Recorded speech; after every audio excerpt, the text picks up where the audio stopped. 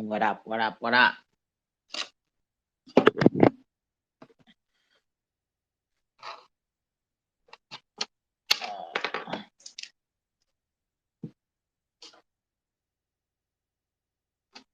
What up? What up? What up?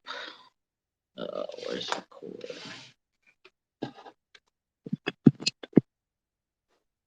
Hit the request again. Let me Twitter trip. I gotta get.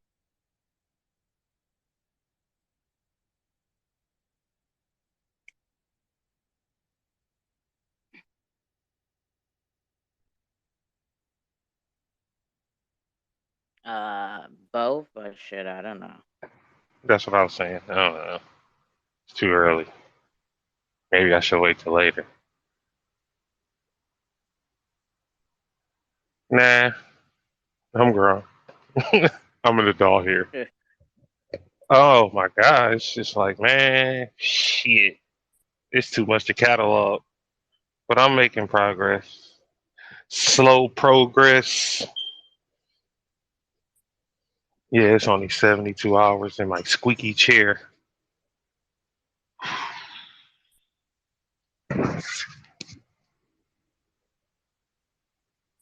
Yeah, we need to get some shit going. Lemmy. Who the hell be saying that? Is it X rated? Lemmy. I be trying to do the Migos. It's Lemmy. Where you at? The liquor store? Who, me? This early in the month? You at the liquor Hell store? no. No, I rare. I mean, it's not. I wouldn't say rarely drink beer. That's not me. But I mean, liquor. That's it's not something that I just do every day. I used to have moments like that or whatever, but nah, just beer. Shit, man, we just started summoning and minting over there, so it's like shit. I just this is my first day of relax, just chill. I mean, I'm still doing shit, but it's just like just chill. Yep. So you see my post out. Yep. So I'll let me if you want. If you want it. No, I haven't seen it yet. I don't know if I should post it. I mean, I posted on the comments. I don't want to just post it above, but yeah, I got a couple people kind of looking at it, looking into it. So I'm cool with that. Um,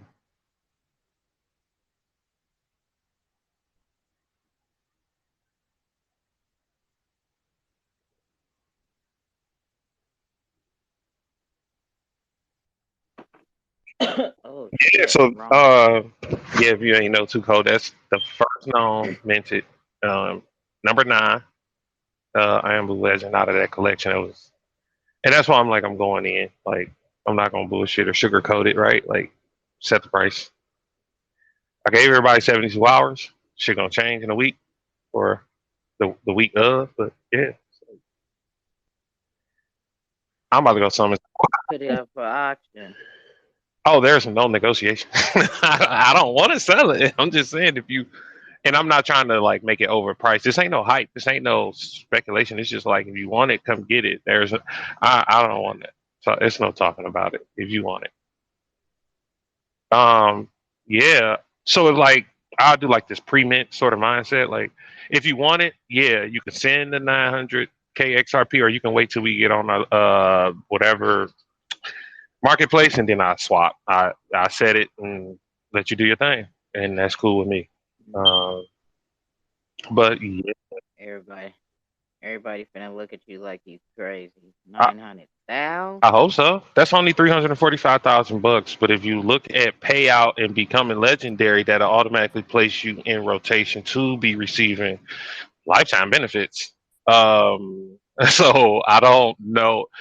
Even then, you'll be setting the price because that's what you bought it for. So it's like basically fixing your own destination. It's not manipulation. It's just more so you felt that card is worth this because that's what I felt. And if you decide to take that and make it 9 million XRP, shit, the market trends up with each other. So, and it's the first known. So It's number 9. It's the first known. So I just place it at number 5. So I'm top 5 because it's first minted. I can't be number 1. I respect number 1 through 5, honestly, because somebody might mint number 1 and they like I got top card. They can dictate the price. But before that happens, I'm setting the tone with that's just how I feel. Like that's where that price should be, and it's not because of what market conditions. But if you bought it for 900,000 XRP, you will be receiving the benefits. So it's not a game or a gimmick. It's just more so I'm so geeked up. I'm ready to go. Summon and mint some more of this shit. Let's go. I need help.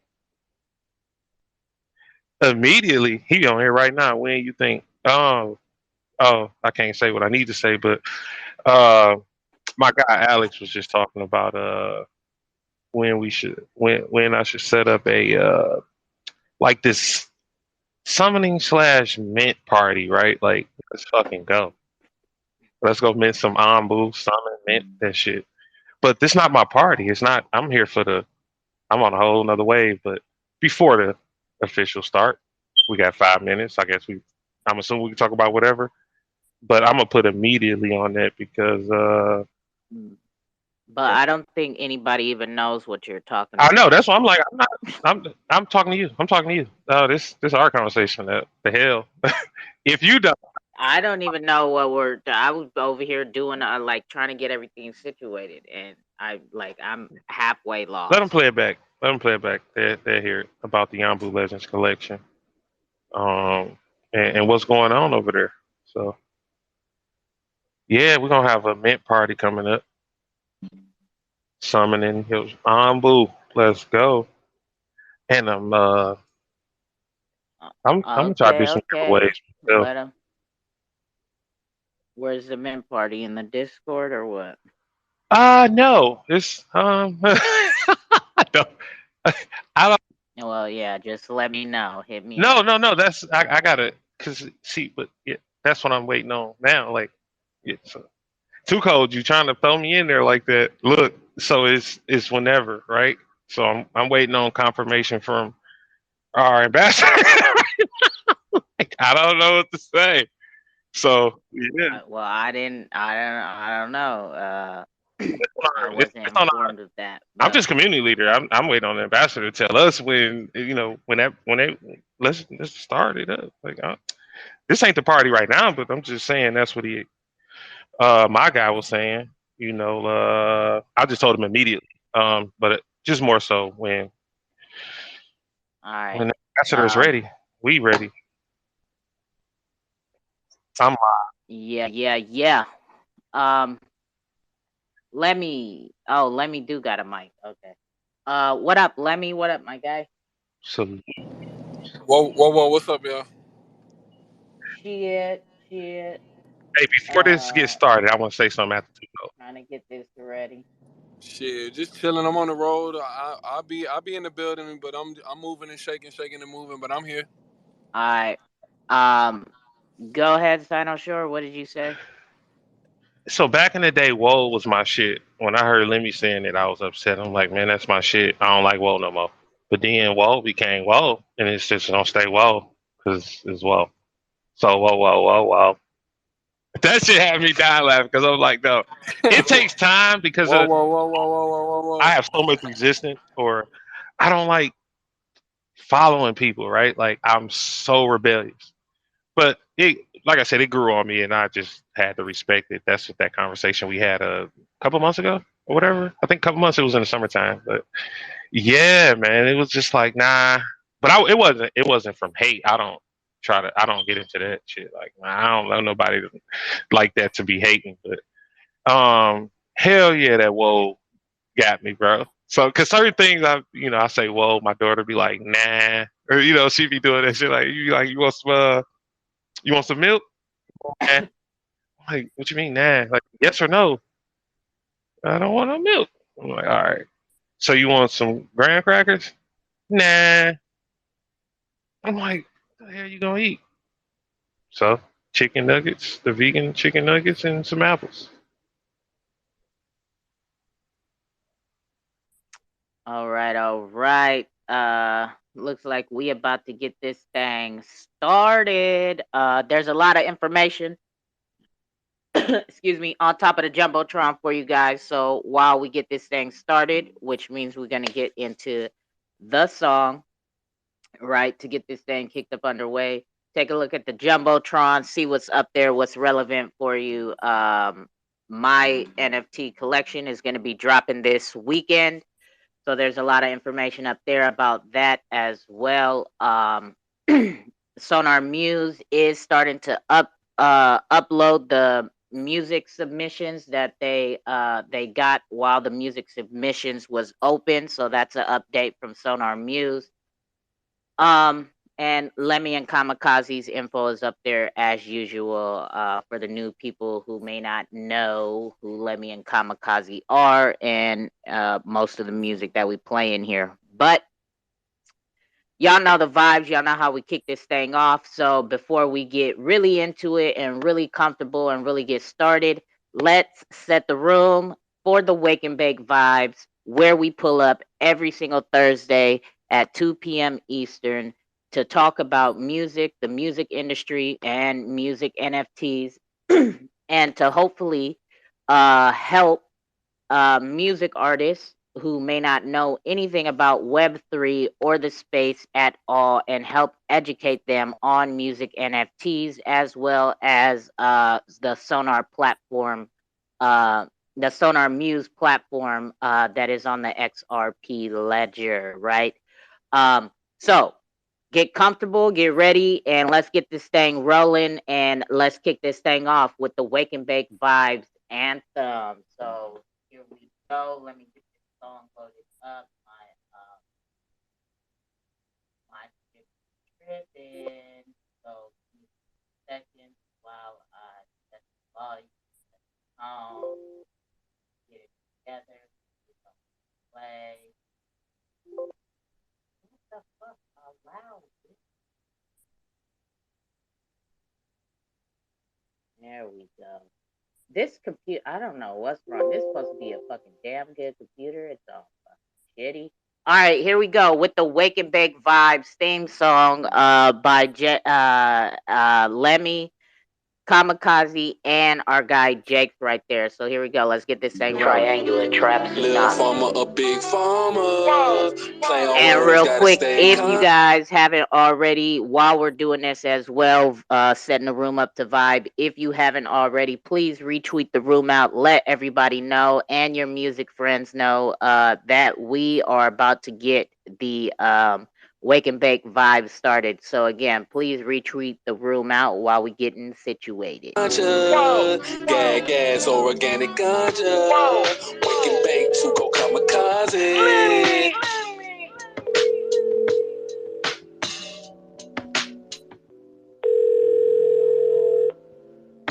What's up?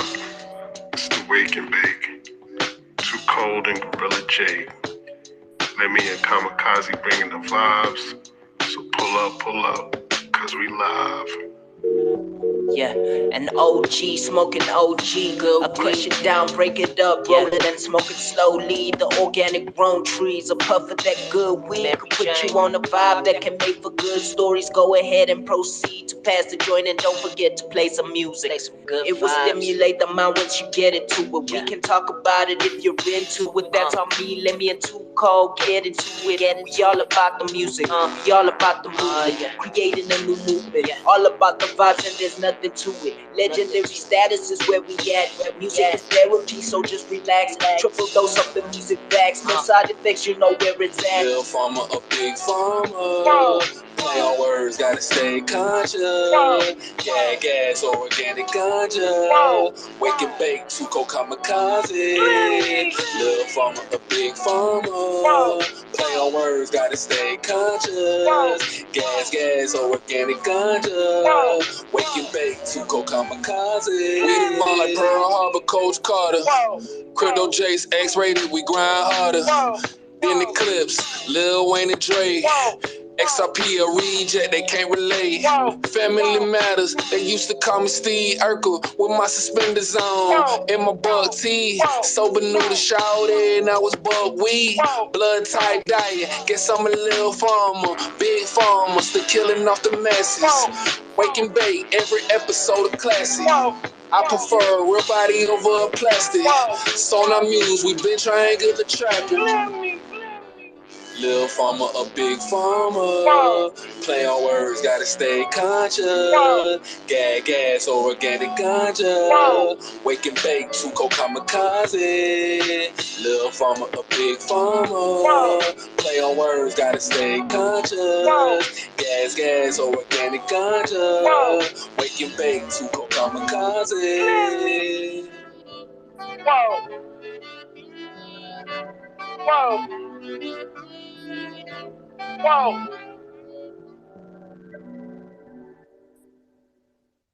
All right. That is how we get this thing started, y'all. Y'all know the vibes. So, Kamikaze is not going to be able to make it today. He's in a meeting. Maybe if he gets out, he will pull up a bit later. But we got the focus topic on top of the Jumbotron to get us at least started. So Kamikaze says right here, episode 34, crypto crazy. When it comes to your favorite artists or music in general, do you prefer quantity or quality of music and why? So let's kick this off with our guy Lemmy. Go ahead, Lemmy. What's good, y'all? Me, I would especially, based off the past year and the quantity of tracks that I made, I would definitely prefer quantity over quality. Um, we in a time now. We in a time now with the music where if you're not trying to get to know your artist, we Wait, just wait, want wait, wait, content. wait. Say that again, because I think I heard that wrong. You prefer what over what? Oh, you I heard it prefer right. I prefer quantity over quality. So I was saying, Okay. I was saying, being the amount of tracks that I've made over the past year, it was been a large quantity. So it's kind of apparent that I would prefer the quantity over quality, and I've sacrificed the quality of my music to get this quantity of music out. When you're making a high quantity of music as an independent artist, you don't really get to hone in on the specifics of the quality like that. But I prefer it like that. Like we all the industry has set a standard of how we listen to music and how music's supposed to sound, but really it ain't no rules to this shit. If it sound good, it sound good. The industry put, like I said, they put a standard on it, and you got to be in that certain group to get a Grammy or get on the billboards or get signed and shit like that. You know what I'm saying? So um quantity, and when you dead and gone, or if you retire, I want to have I want to have I want to look back and have a plethora of my favorite artist music. Like my favorite artist is Max B, and he coined the term wave. And and even though he in jail and he been in jail for the past 10 years, he has a wave of music. But he was a huge proponent of quality over quantity. But he still bought out a whole bunch of music. He still bought out a huge quantity of music. So it's kind of contradictory in my eyes when he said that, but I know what he meant. Even though he had that large quantity of music, his quality was still good. And even though that's my preference, I still fuck with the quality too. As you over time, as you begin to get your catalog up, you wanna get your quality up as well. You wanna make progression. So you know I'm a quantity guy. I'm a quantity guy if I had to make a choice. Well, I'm not an artist, right? So for me as a listener, I would prefer quality over quantity, right? Because as a music listener, I want my favorite artist to put out dope music, right? I don't want him to put out a song every week if it's fucking trash every week, right? Like if he has to take his time um to get music out, I'm all right with that. I'm willing to wait to tap into it. And speaking of that, and I did, I tapped into Nas's new album, right? King Disease 3. And my favorite track on that album right now is Beef. And it reminds me of the song off of Stillmatic, Rewind, right? The way the storyline was laid out, right? Uh but yeah, and for me, Nas doesn't put music out like, every week, every month, or shit like that, right? And every time he does, I'm I'm thoroughly impressed, right? Like it takes me by surprise. And then I mean, for the most part, 100%, I'm quality over quantity right now. With a long hiatus, right? I would like to see some quantity come out of some artists. And why I say that is because Nas and Lauryn Hill did a track together on his last album, right? I believe that's King Disease 2. And on that track, right? The track is called Nobody, right? Nobody's heard from Lauryn Hill for years, right? As far as like new music, yeah, she may have been touring and torn off of some of her old music, but just her hearing her and Nas on a track together, it took me back in time. Like, damn, Lauren is dope, right? She is dope, and she just hasn't dropped a new body of work in such a long time that yeah, I want her to drop her own new body of work, right? Um, and but she's been hiatus for years, right?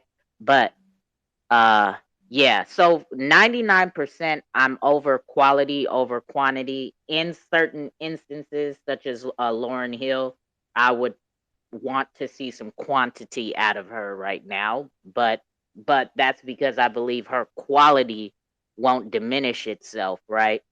But who knows if she was to get in a lane of like, oh, okay, let me get 5 albums out in 6 months.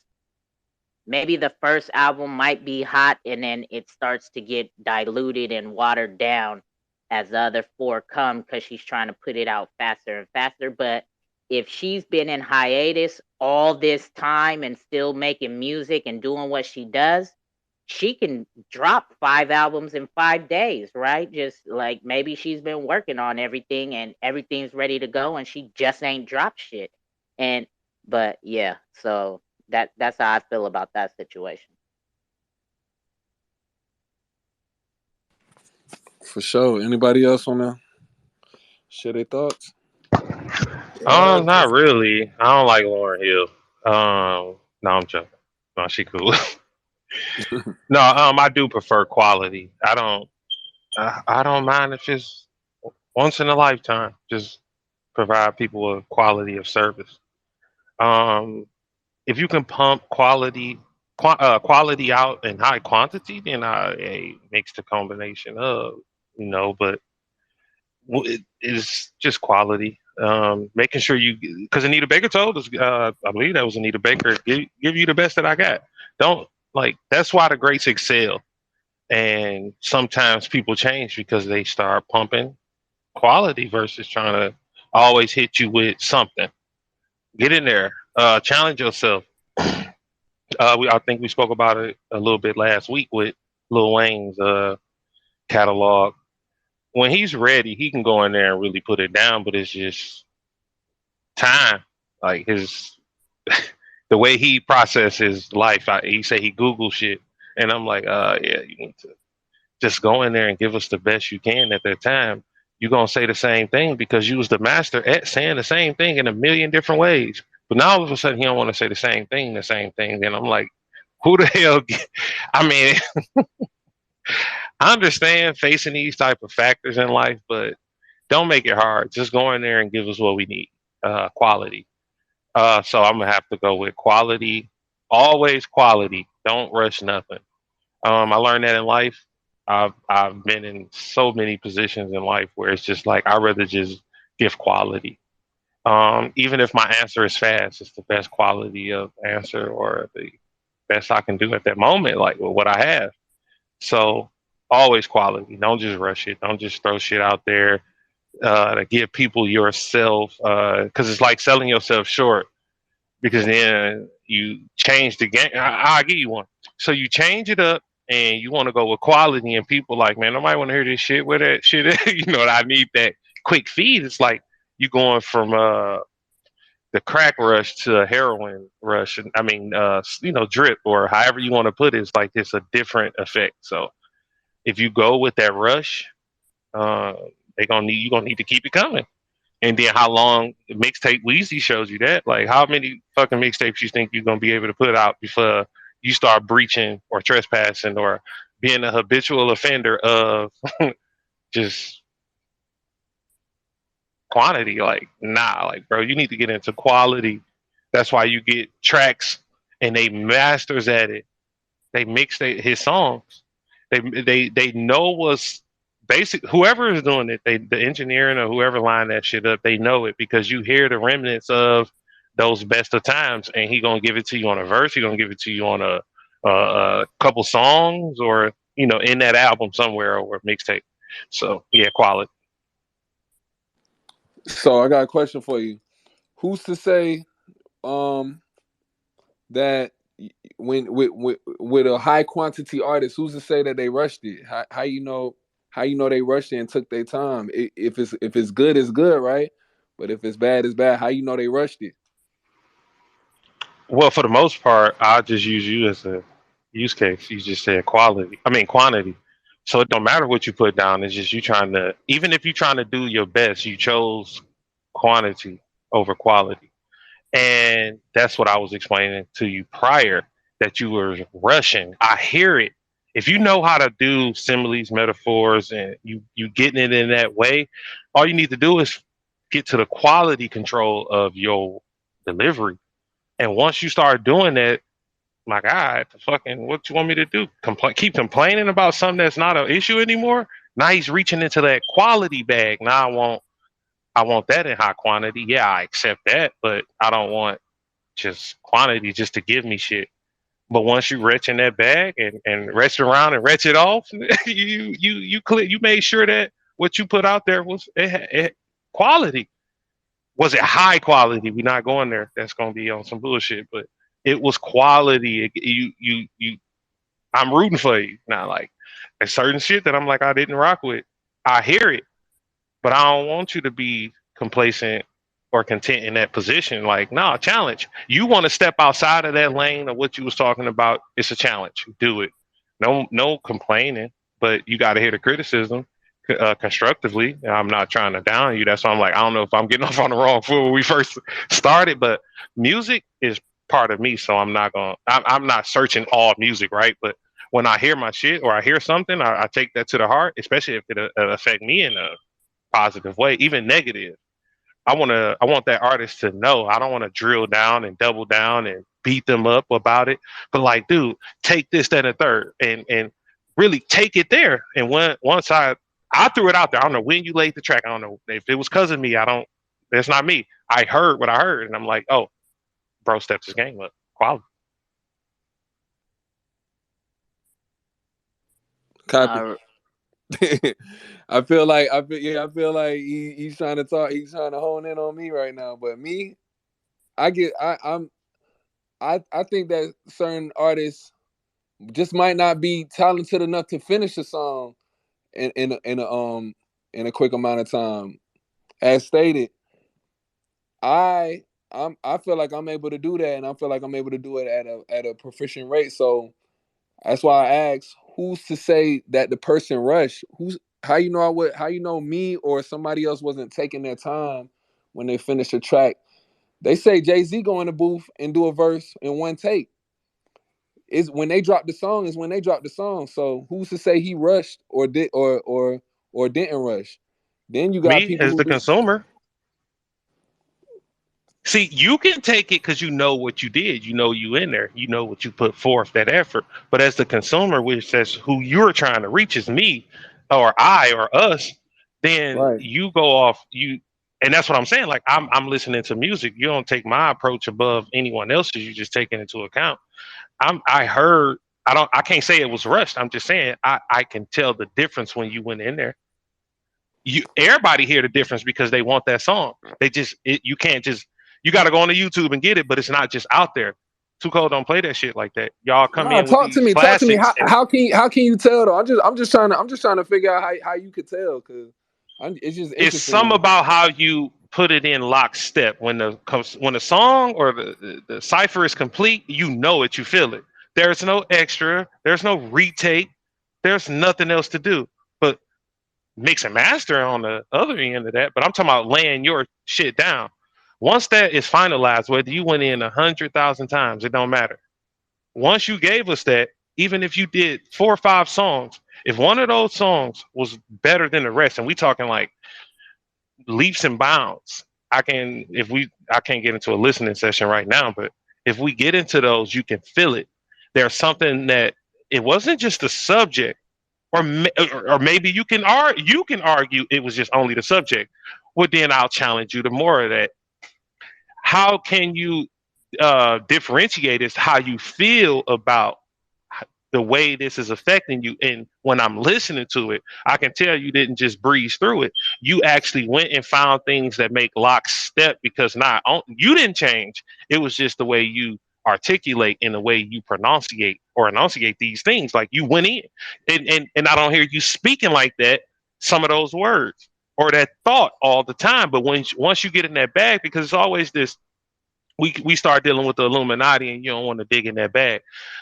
Well, I think what would be more effective is if you start writing that shit down and approach it. Because I write certain talking points down, and it makes it better. I know Too Cold don't like me speaking in circles, but I like to keep people in the loop. So I don't do it on purpose. But once you start writing it down, once you start honing in on that skill, you don't take it lightly. You don't want to just pump that shit out there. I got a lot of shit that I pump to y'all all the time, but I'm like, let me just take my time. So I make babies. But yeah, quality is just you feel it. There you can hear it. Everything lockstep together. Everything gels together. There's no other. I've heard remixes that was better than the first, and the first one took you by surprise or storm. And these things happen. But when you listening to you and the way you and Kamikaze, like I said, Kamikaze is just a challenge himself, right? But I wanted that to be more so presented and put out there, because not only I'm looking, but Kamikaze doing this thing. Now you coming in doing your thing, and then y'all throw, y'all offset it with X-rated. You couldn't beat that. Somebody else can probably rush in and say, "Oh, that's uh, what do you call it? Just quantity, like just pushing shit out." Have you heard the rest of the shit? So it still takes me back to just listening to the music, feeling it, seeing what's going on, the message they delivering, and then once you hear it, you start to see that this person isn't average. They can really go there. You just got to make sure that you let them know, like, all right, step it up, get in there. And once you see, because you see the remnants of that, or you see sentences that you you just got to take and hold, and you like, damn, this he ain't bullshitting. But if you not change him, but just get him to understand that he can elevate that shit because he got it. It's just bringing that talent out. Like some people are naturally talented at writing. You got writing. You got going in. You just got to keep it there, and you can do it. It's so much material out here. Like you just got to figure it out. Like when do you want to deliver it? And certain subjects, like we talked about a little bit, you excel on it because you putting more effort into it because you don't know. Then it makes you excited. Now that you excited, you write better. But I'm like, you got to keep the excitement even when you pissed off about something. But put it out there, give it your best. But I can tell the difference between when you went in and just throwing shit out there. So I challenge you all the time. Like I won't stop. It's not gonna stop. It's not gonna. I don't. I hope not to create a. I hope we don't create no love hate relationship. But just more so as a consumer. That's why I want to spend my money on the quality. So I'm Hey, waiting on quality. I love it. I'm straight, bro. I'm I'm honestly straight. Everybody got their preference as a listener. I'm good. I feel like I do a great job, and I got a formula. So my formula, it ain't gonna stop. I got a lot of shit to talk about, and I want to bring it out to the people. So it's gonna continue to happen like the way I've been doing. It's actually been working. What I've been doing has actually gained me a following. So it's like I'm on some shit like, if it ain't broke, why should I fix it? You know what I'm saying? Like I said, I created a high quantity of music, and it's the highest level of music that I've made too. So it's like, it's I look at that as quality in itself. You know what I'm saying? Like, and it's a huge quantity. So at the same time, I've been able to enlighten people and make a name for myself. So why would I stop doing what I'm doing? But I hear what you're saying, and I feel what you're saying. I respect it, but that's something that I probably would close my ears to, because you know, I'm good. I'm good. I feel like I'm mastering my craft and I'm doing my thing. But I appreciate you sharing that for real. Oh no, then I'll just buy my tracks that I enjoy listening to. There's no trade off. It's just more so offering. Like, if you give me the best, I'll buy the best. That's what I want. The sub, if I feel like it's subpar, like I can go listen to Jay-Z. I'm like, that's not the song that you should be listening to. Get over here. But that's, every person is different. So it's not saying you're doing anything bad. There's no, you need to just switch it up because I say so. No, I just laid it out like, dude, you progressing and it's natural. You're gonna give quality. I heard it. You're building on that. So no matter what I say, it's just a natural progression. Only you can change that and be like, yeah, I just throw some shit out there. That's why I'm like, yeah, you'll change that soon, because you're gonna start giving. It's just natural. Like, you get competitive, you get into your mood or mindset. Next thing you know, you'll be laying out tracks after track after track, like song albums. So I mean, doing it at that rate. So once you hone in, like I said, if that's your pattern, if you stick into your script, nobody gonna be able to tell you, not even I. Like, even if I'm buying the records endlessly, like, no, it's not gonna it shouldn't force you to change. I know we can get into other shit, but bro, just keep it going. That's why I say, like, I, I follow. I like the shit. I don't have a problem no more. I heard what happened and what was going on. I heard the remnants, and now we here, and I'm like, keep it going. Give me Okay, that yeah, keep it limit shit. going. Can we let some other people join the conversation? Go ahead, Jakes.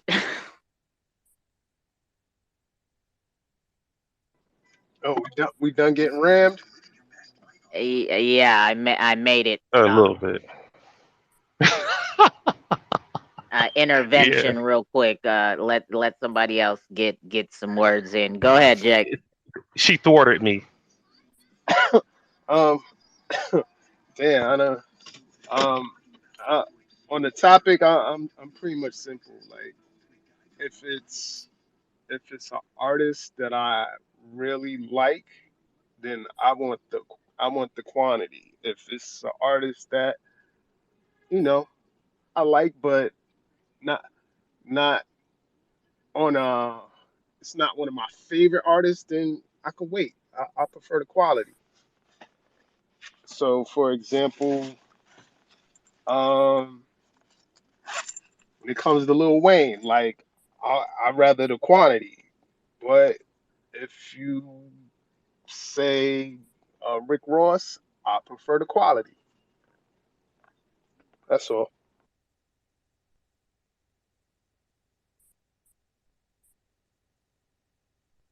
Yeah, hello everyone, and thanks for having me up to call.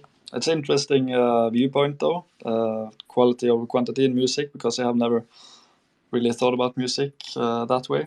But some music is like just flowing, no matter what they're making. I feel like if you have chill out music, for example, they can just make long albums that flows no matter what they are making.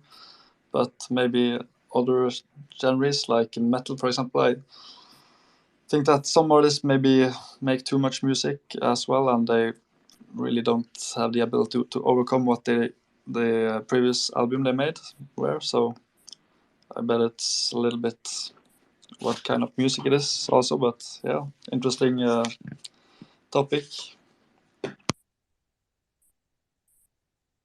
All right, all right. We got Red Eye joining the convo. So the question at hand is Do you prefer quality over quantity from your favorite artist? And I see Miss Iram in the chat box. She said quality. Um, that's what I see. What she said. Okay, here she comes to the mic. But before we get to Miss Iram, we got Red Eye. Go ahead, Red Eye. Yeah, for me, Yeah, the first it's quality I first. think. If the quality's not Yeah, I there, think. I'm not listening to it.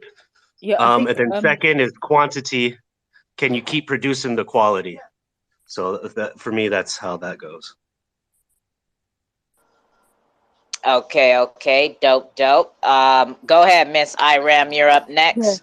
I was gonna say from a writer's and artist point of view, from my own personal experience, I think the more you do like quantity, you won't get sort of the message and the deep, powerful meaning in your writing. It will just be boiled down to like, more commercial stuff, material being laid down, kind of thoughtless music without any purpose, without any meaning. So if you want to do like, consistency, then you're just gonna kind of boil down your work to a less quality kind of side to things. And I think it loses its kind of value if you keep doing like quantity over quality. So I think for me personally and privately, I'd go with the quality. Some good, solid, strong, powerful, deep songs that have actually a purpose and a meaning, not just about like commercializing myself and making money. Because there's so many songs, like especially in rap and hip hop, all they do is just do the same thing, the same things, the same themes, the same stories again and again and again. And I mean, personally, I get fed up with it. We want something different, and I think the difference is getting the quality rather than the quantity.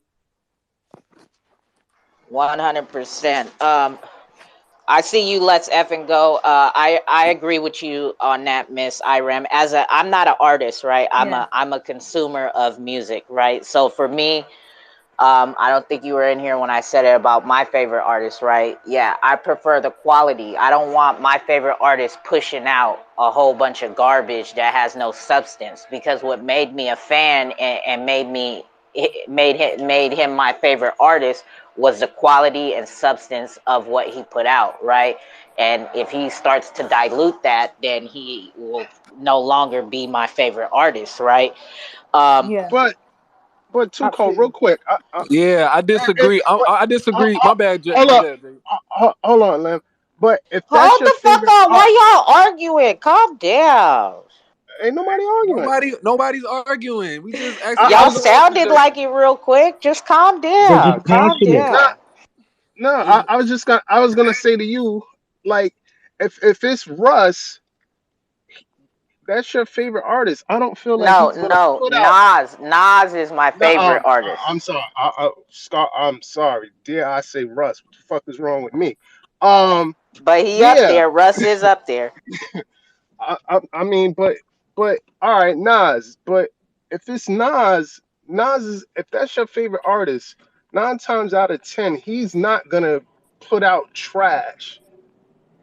Like that's Exactly. And but that's what I'm saying is if he started putting out quantity over his quality, right? Because he wants to like get albums out. Like let's say he wants to get 10 albums out in 6 months. I believe that he would dilute the quality of his content doing that, right? I mean, unless, right, he has a library full of shit that is already laid and been ready to go and he's just been sitting on it, then yeah, right? But if he's going fresh in, I think that Nas is the type of artist that really takes his time to put together his albums, right? Because his albums are basically a story throughout the whole entire album. Like it's like each song connects to the next, to the previous one, right? And if he was just dishing out shit and then it just was a random album of shit all over the place, that's not what I'm used to from him, right? So if right, that's but where you he know, Well, started going, yeah, it would well, not make me a fan of his. Like he wouldn't be my top number one no more if that's where he ended up taking it, right? Yeah, But you I was don't I gonna think would say, be his a I was gonna talent, fan add to of your his comment. old work. Yeah, like but what you you don't said is think his actually spot talent on, like level?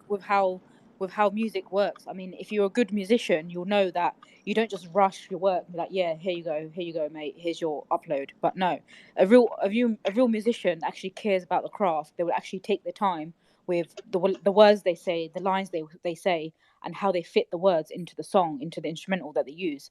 And then they spend so much time and effort recording it, rehearsing it again and again and again until it's done properly. So yeah, absolutely, what you said is spot on. You know, you're telling a story, you're telling a narrative, and it's how you project your story to the mass audience that will listen to you. And Nas is an excellent example, a amazing artist. I Absolutely agree. I, I agree with you too, Miss Irene. What I'm saying is, you're talking about Nas. That's an elite talent right there. Well, Yeah. So he didn't say you can't pick Nas. He said Yeah. your favorite artist is the topic, bro.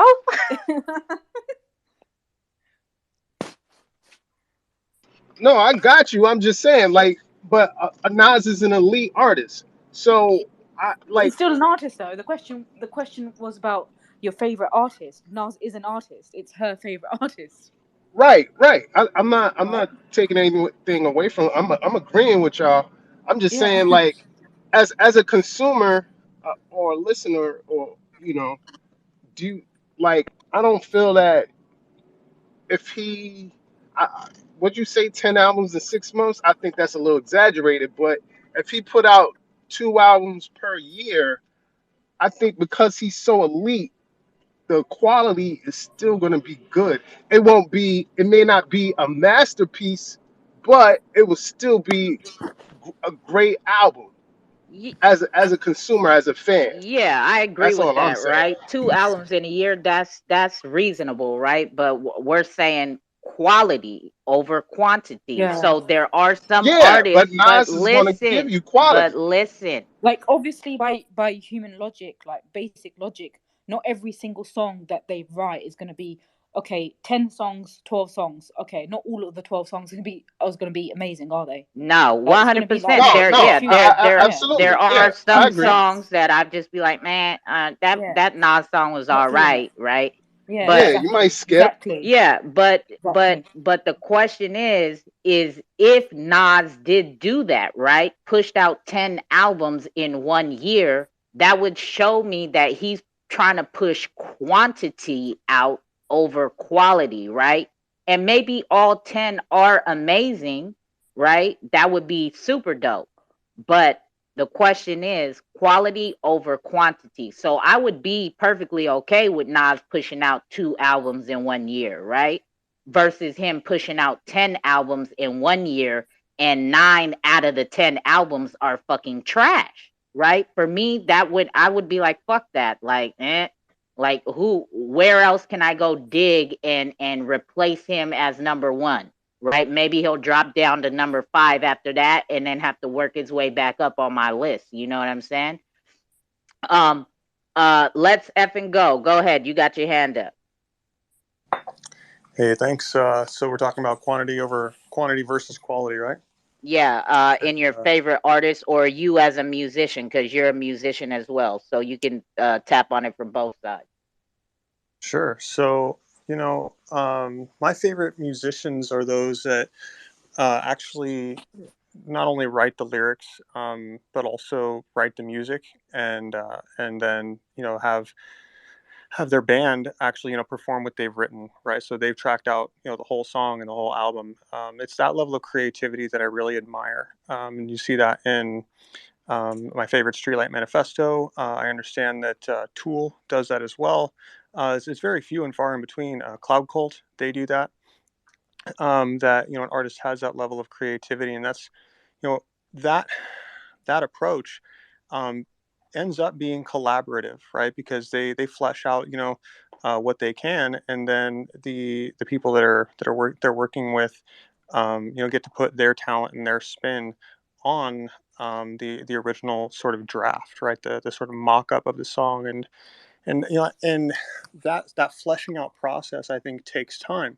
So you can't just put out, a song every week, or multiple albums a year, when the creative process really takes time.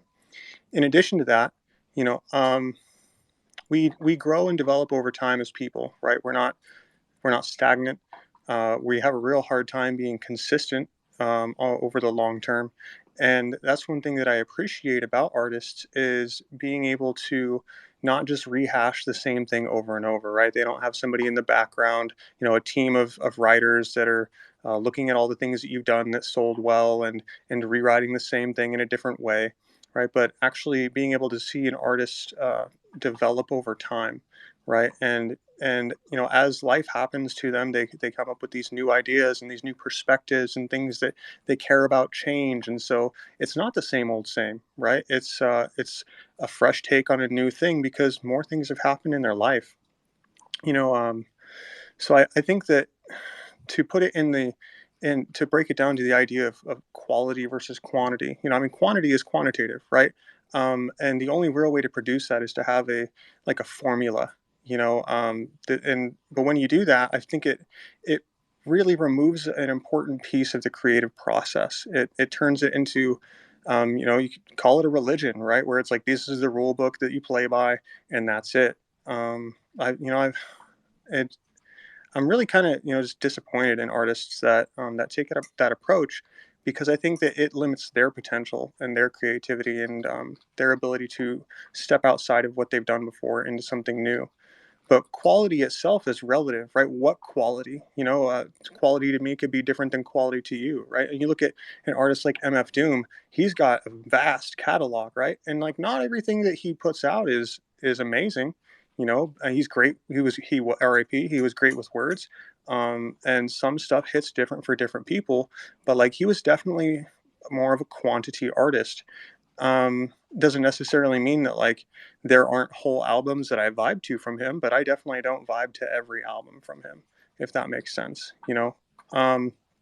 So, but like, what qualities are you looking for? Like, are you looking for wordplay? Is it the production? Is it the ideas that are being presented? Right? Like, I think quality in and of itself is kind of a vague term that it's difficult to really pin down in these conversations. And I think we need to define our terms prior to being able to actually discuss them in a I guess, a way where we're all on the same page.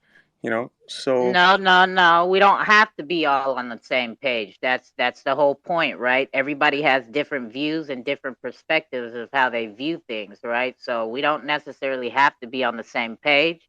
And well, that's why we bring up topics, right? To have discussions, and right, Tuco, somebody's I'm not saying we have different to point of agree. view can open somebody else's mind to think of it from a different angle. It doesn't necessarily have to be agreed upon, but it may be a different thought process that somebody else has never thought of. Right. I'm not saying we have to agree. So I'm saying that we have to be talking about the same thing.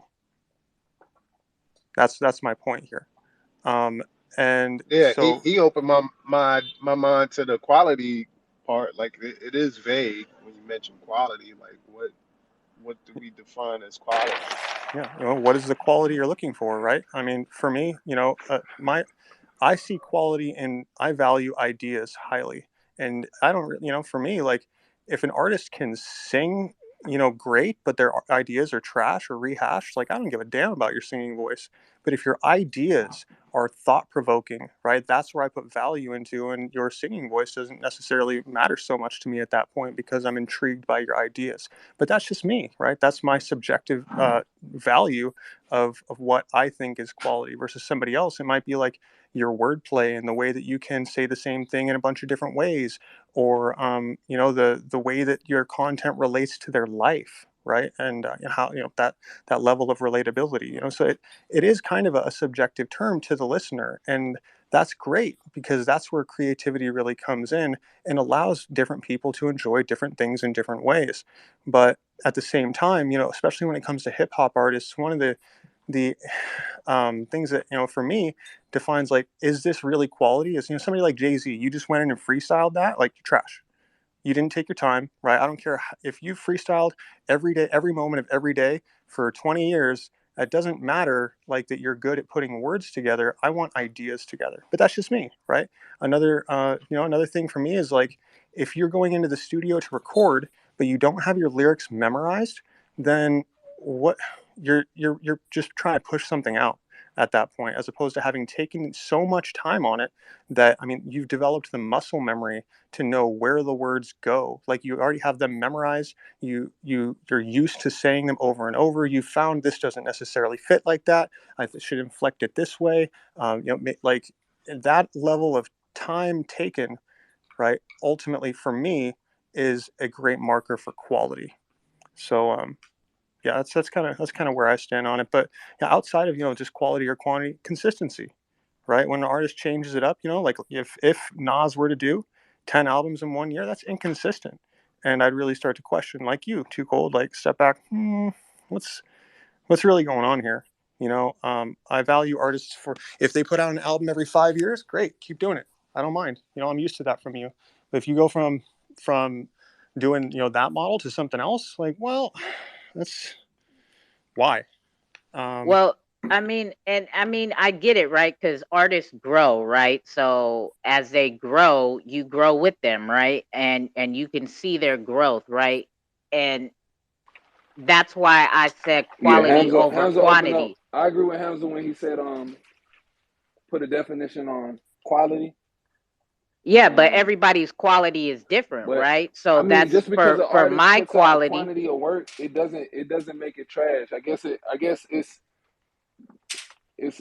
Yeah, I guess that's it, where it somebody opinion may come in. But even if it's a can y'all trash hear me? artist, like a hip hop artist, a Hello, lot of hello? them don't have I hear you. the Maybe talent. They maybe don't Lemmy not. have can't enough hear things to me. talk Tell about to Lemmy he bring out a can't hear quantity me. of music.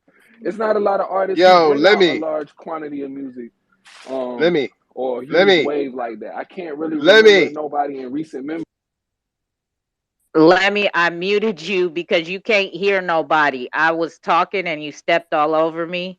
Jakes was calling your name to see if you can hear me, and you just kept talking, so you can't hear him either. So I think you're rugging a bit, so you might have to step out and come back in, bro. Yeah, you was cutting Tell, everybody te- off. yeah, He was just like freight train coming yeah. through.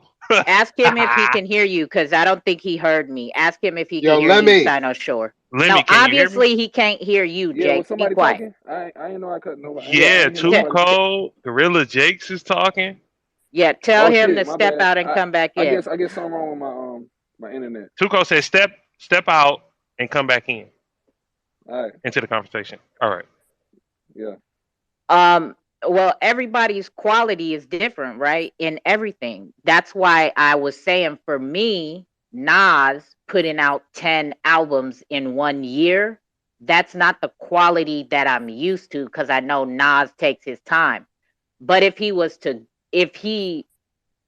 ended up, if he's grown so much as an artist, right, to where he did do that, right? And I listened to all 10 of his albums and they were all the quality that I'm used to, then I would be for it, right? But whereas I stand right now as him being my top pick as my favorite artist, right now, if he was to put out 10 albums, I would believe that only one out of the 10 would carry the substance of quality that I am very much attracted to of his music, to where the other nine wouldn't meet my quality preference of what I'm used to absorbing from him, right? And that just goes for everybody. So this is what I'm saying. Like everybody's quality over quantity question, right? We're gonna have very different outcomes, right? Because quality in itself, not with just music, with clothing and everything, right? I know some people who think Walmart quality clothing ain't shit, right? But um Fendi, Gucci, Prada quality is the shit, right? But to me personally, you get a fucking ketchup stain or a spaghetti stain on either, and it's both the same quality because both fucking shirts, white tees are gonna have a fucking big red fucking spot on them, regardless of what you do. Regardless of what it is, right? So for me personally, that quality of Gucci, Fendi, Prada, I'm not attracted to that. And it, because to me, it's just the name. And yeah, the material is a bit better, but it's more so the name that I'm paying for. And like Sino Shore said earlier, I don't like to follow the herd, right? That's why I am the black sheep, right? Because I'll go left while everybody else is going right. If that's the thing to do is wear Gucci, Fendi, Prada all day, I'm not about to go wear that. I'm about to go find an independent brand that has good quality that meets my standards, and I'll pay a bit more expensive price than I would at Walmart, but I won't pay $500 for a fucking t-shirt that's still going to have a red stain on it by the end of the day, right? So everybody's quality in everything is completely different. Food, all the shit, right? So yeah, it's a broad spectrum of what you value as quality, right? So that's why, when you were saying, Jake, like he's an elite artist, yeah, that's fine. And the question didn't limit what artists we can put into to the thing, right? But for me, the quality that I'm used to from Nas is not to be 10 albums in 1 year and it be good ass quality, right? I'm used to Nas taking his time and dropping every so often, right? So that's the quality that I'm used to of music. Hold on, Red Eye, because Lemmy was talking, but he wasn't hearing. He was I was interrupting just about to me. say red eye. Go ahead, Lemmy. Um, y'all go ahead, because I kind of lost my train of thought. Yeah, go ahead, do y'all thing. I'll figure it out when I get Who back. can when I All get back. right, Yeah. go ahead, Red Eye, and then we got I add? LFG. Then we got Hamza from LFGO. And then X rated. He Yeah. don't got his damn hand up. No, but So he my X rated. You Come. be I mean, quiet, Sino. Sure, I'm running this shit. Go ahead, Red Eye. yes, man. yeah, but so yeah, my thought process on quality has changed over the years. Actually, um, there's this guy I used to know, Mark Payne. He was rest in peace. He was part of a band called Francis X and the Bushmen. It was an old school rock band from L.A. or punk band from L.A. He opened for Guns N' Roses. T-Pain. But anyways, his style was like free flow. Like quality doesn't necessarily mean 2 days a week to work on a song. Is that quality? It took you 2 days. It took you a week. And he hated that the fact that people took forever. So he always like everything he did was like free flow, and that seems like and that goes for bands and everything. Like the best quality for me is stuff that's off the top of the head. That it's just like free flow, comes natural. You don't got to think So about it. And that that that goes to what Lemmy was saying earlier about Jay-Z, because I heard that too about Jay-Z, right? That he's not a writer. He steps in the booth and he comes off the dome when he steps in the booth, right? So that that's a quality that me as a listener I appreciate as well, right? Like somebody who can freestyle and flow off the top of their dome, and it just the wordplay, the metaphors and the flow of the, like, that's good quality to me too. But then you got some freestylers who just fucking rhyming words together that, and the shit don't make no fucking sense, right? right. And at the end of the day, whether you took fucking 3 days a week to work on a song, whether you did it in a day, hours, it all depends on how it sounds. Some people can do it, some can't. 100%. LFGO, and then we'll get to Triple X. All right, hold on, LFGO, because I see we got some new cats in the room. So if you guys want to join the conversation, the focus topic that we got at hand right now is whether you're an artist or a consumer of music, do you prefer quality over quantity? So if you're not an artist, from your favorite artist as a listener, from that artist, would you prefer that that artist put out quality, or would you prefer that they put out quantity? And as a artist, do you prefer to put out music quality wise, or do you prefer to put out music quantity wise? So just hit the request button and we'll bring you on up. Go ahead, LFGO. So I just kind of wanted to touch on because you were making the comparison to a T-shirt bought versus Walmart versus a an overpriced brand, and I think that it ultimately comes down at the end of the day to the value, right? And I'm glad that you kind of touched on that a little bit, and but again, value is kind of subjective, right? What do we value? Um, for me, like as an artist, yeah, I value being able to look back on something and be proud of it, right? Not like I'm so prideful and arrogant that everything I do is awesome, like, or I think that, but rather that when I listen to it, I don't like identify any mistakes. It's difficult for me to be critical of what I've created, and that takes time, like a lot of time. Like you can ask OC about my process, like a gang of different takes, and then like we go into mixing. It's like I don't like that line, or that should be moved just like a couple milliseconds to the left or the right, or swap that out for this take, and because I want it to be something I can look back on forever and not cringe when I listen to it. That's just me. And yeah, it takes more time, because I'm not perfect, right? It takes more time to do something like that, but um, I feel like setting out, when I first started, I was 18, like doing little recordings from my apartment, like all the time. I look back on those songs now and it's all cringe. Like, man, I didn't even like retake that to just put it out there. Geez, it's awful, and I learned that lesson.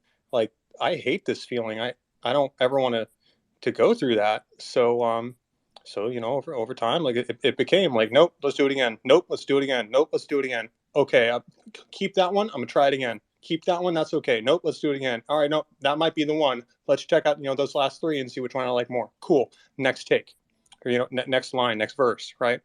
That's that's my process. But and that's that's after all the writing, and writing, revising, writing, revising, writing, revising. Like, okay, yeah, this is good.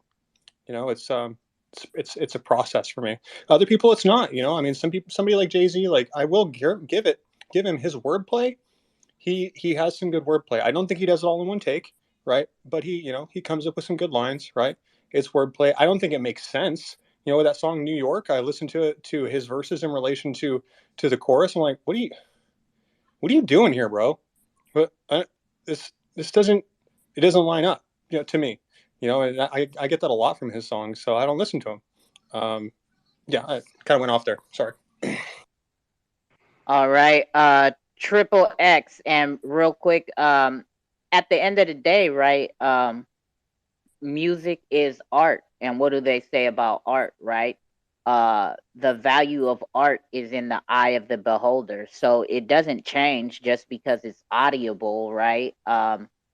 It's just like visual art, right?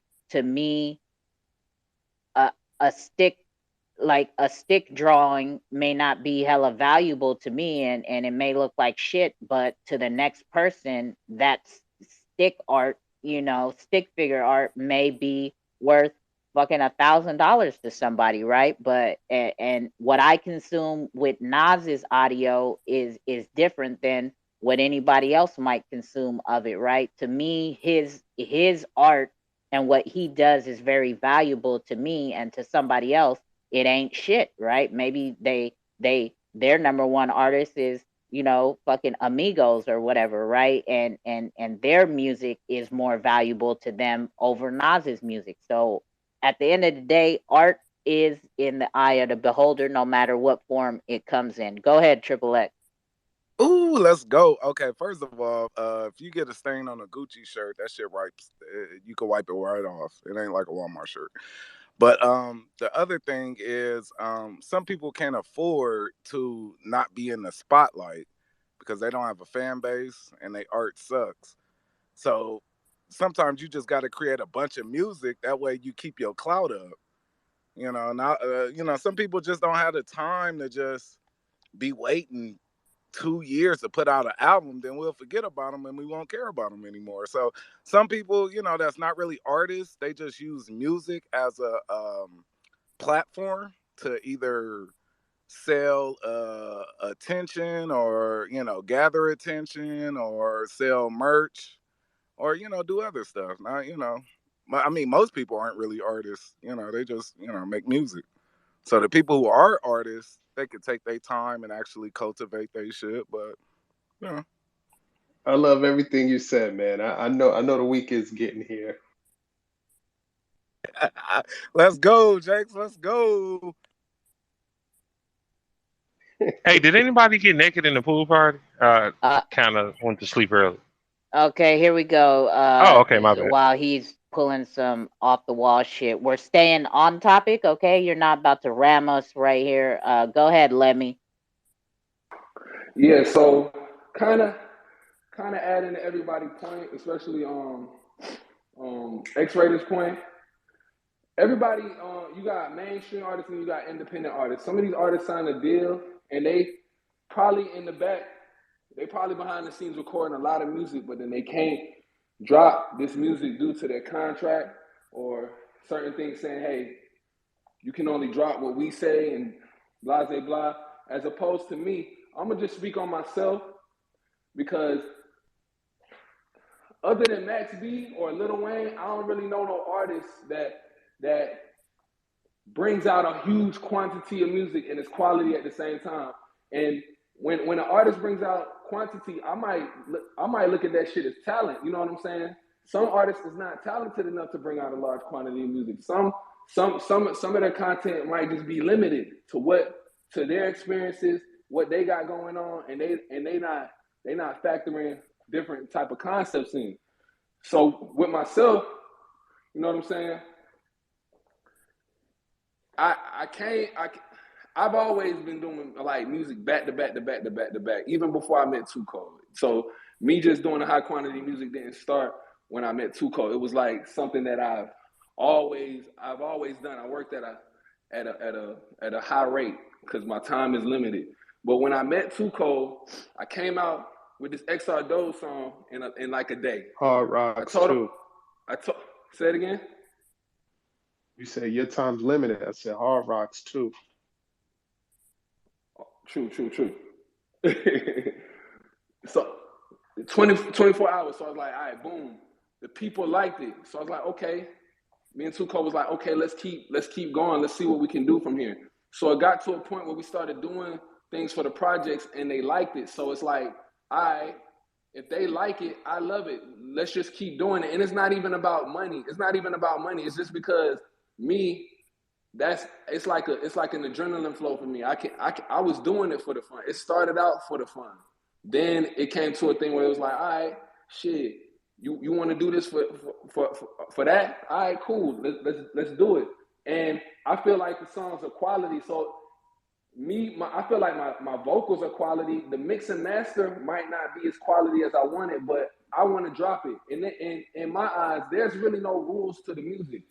There's no rules to this music game. I feel like the industry may put rules on, okay, stack your vocals, or all right, we got to put auto tune on this shit. This shit got to be a certain volume. This shit got to be a certain hertz. But to me, I'm independent, so if I'm ready to drop my music, I'm gonna drop it whenever I want to. You know what I'm saying? Just for the hell of it. I don't got to do it for my fan base. I do it because I want to. But a lot of artists that we're talking about, like Nas. One of the reasons Nas had a long stint where he wasn't dropping albums is because he wasn't seeing eye to eye with his label. You know what I'm saying? A lot of people don't know that. So when Nas took that long break, before he came out and went into beef with Jay-Z, he was beefing with his label. Fabulous was the same way. A lot of these artists got things that they want to get off their chest, even on mixtapes and shit like that, but they can't because they're contract obligations. So that's another thing. A lot of the things that I was hearing, I wouldn't necessarily agree with it. Just because you bring out a huge quantity of music doesn't make you trash. Doesn't mean that you're about to talk about trash. It doesn't mean that you trash, and it doesn't mean that you don't take what you're saying seriously, or you might overlook things. I don't think that that's true, because I personally feel like I'm a living testimony of that. Yeah, some of these XRPL songs that I made might might talk about the same things, but they were catered to different projects. And then in between that, I feel like I was making conscious music as well. So I feel like, and I feel like it was. I mean, but that's just for me. That's just for me to say. Anybody else could say different, but it's I think it's a quiet taste, and it's how the person feel, the listener feel. It's a good conversation nonetheless. All right, all right. Wolf of God, and then we got Mr. Xbot. Yeah, thanks. I just wanted to add on an interesting quote that Lemmy had last week, I think. That is that you are only as good as your last album. And one of my favorite artists of all time, actually, they took that to the next level because they just made this masterpiece of a album and released it, and they could never have made a album as good as that again. So they just made that album, and no one don't even know who they are almost. So just wanted to put that out. Okay, okay. Mr. Xbot, the question is, do you prefer quality over quantity from your favorite artist? Definitely a hard question. I listen to a lot of artists. One of my favorite artists, um, rapper in this case, he every song he dropped, in my opinion, was like a banger. Like just bars, just every beat was crazy. But he was consistently like I think he was his name's Rio the Young OG. He's from Detroit. I think he actually had some of the most features of 2020 or 2021. I think it was. He dropped like over 500 plus features, but every single one of them was quality. At least that came from him, pure quality. And he's still locked up right now, and he's still doing songs and dropping features, and he still hasn't missed. But then we also have people like Frank Ocean. Frank Ocean hasn't dropped in freaking years, man. Like it's literally been years. But the 2.5 projects he's put out, I mean, they still every single song on both of those albums, Blonde and Channel Orange, both are still some of the most amazing tracks of all time. I still think they chart billboards to this day. Um, so I think, I mean, it personally, I would say quality, but I'm also on the fence of like, I'm not the type of person to say just because someone spits out millions and millions of songs, that doesn't mean that the quality of them isn't good. Um, Now that kind of seems like it came from the SoundCloud era, I believe, because SoundCloud rappers were just dishing out songs every day, every week, mixtapes here and there, left and right, and they weren't maybe as much good, but and they got the one hit wonders or the one song that got them into the spotlight. But then we have also, like I said, I brought up the Frank Oceans and some of these other people that are bigger that don't drop music at all, and they just have a pure quality content. And yeah, I definitely would pick quality over quantity, but that doesn't take away from people who are dropping quantity, because there is quality in quantity as well, because consistency is definitely difficult. Yep, yep. And back to what Lemmy was saying for me, right? As far as Lemmy putting out music, like his turnaround rate is you guys don't know his process, but if I tell him a project is wants a song done from him, within 24 hours, maybe 48 hours, depending on his personal life, right? But 90% of the time, he turns that song around within 24 This hours. this man this man made the Xbox song. He had it sent to me in less than 16 hours. Yeah, so his turnaround rate, right? And that's what I'm used to with dealing with Lemmy, right? Now, and I do believe that his music is quality, right? But that's how he introduced himself to the game, right? So for him to say that he can get a song done in 24 hours, I believe that, and I believe it could be a banger, right?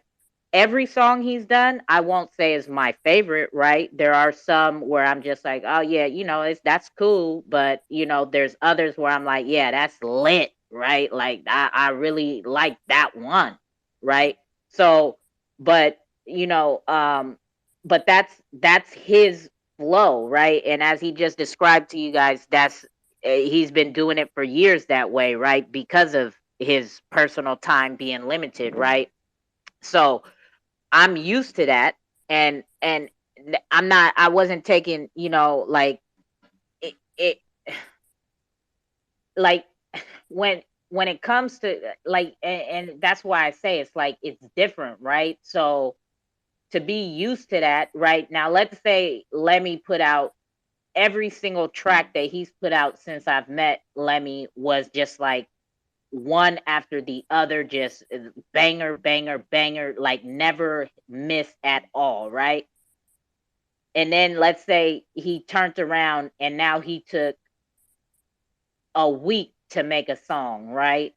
And then he turned it around and it was kind of weaker than what he puts out, right? Within a 24-hour time frame. To me, I would personally be like, oh, maybe you should go back to how you create music, right? Because like these last three that you took a week to make, it feels different, the energy's different, and it to me it's just not as good as your previous workflow, right? And then what he does from that as an artist to grow, right? Because him and Kamikaze are like the only artists that I personally know to where I could give feedback to, right? Like I don't know Nas, I don't know fucking Russ, like I can't fucking tell them shit, right? And give them my opinion from a listener standpoint, right? And what they do with that criticism is up to them, right? Because every single song that me and Lemmy have worked together on, or that I've through his way to let him know that this project wants this song created, or this topic should be done. We don't agree 100% on every single thing, right? There are some things where I've thrown out things and he's like, "Oh, well, I did it like this because of like that," and whoop whoop, and whether he compromises his music to to to my criticism and my opinion. He's the artist, right? And at the end of the day, like he said, what he feels is best is that's what he feels is best. So um it's it yeah, I mean, the quality,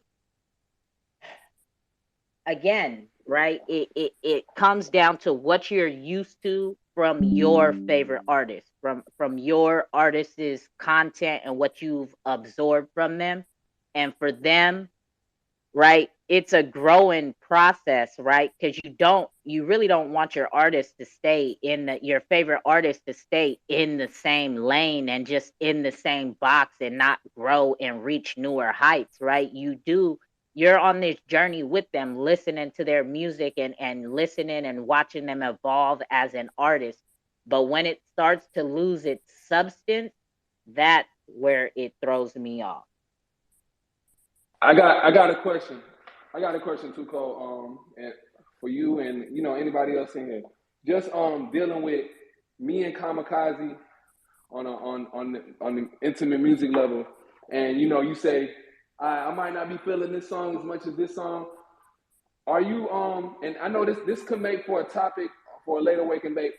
Are you open to the songs growing on you? And if you are, what songs have grown on you? Like, cause me, there's hella songs, and I feel like the radio's been guilty of this shit over the years. There's been songs on the radio that I hated, but they play that shit so fucking much that I just gotta like that shit. Like, just off the rip of the spins it be getting, I might have not been as educated as I was now, but they play that shit so much. It's like, damn, this shit it's all right, And then the streets love it.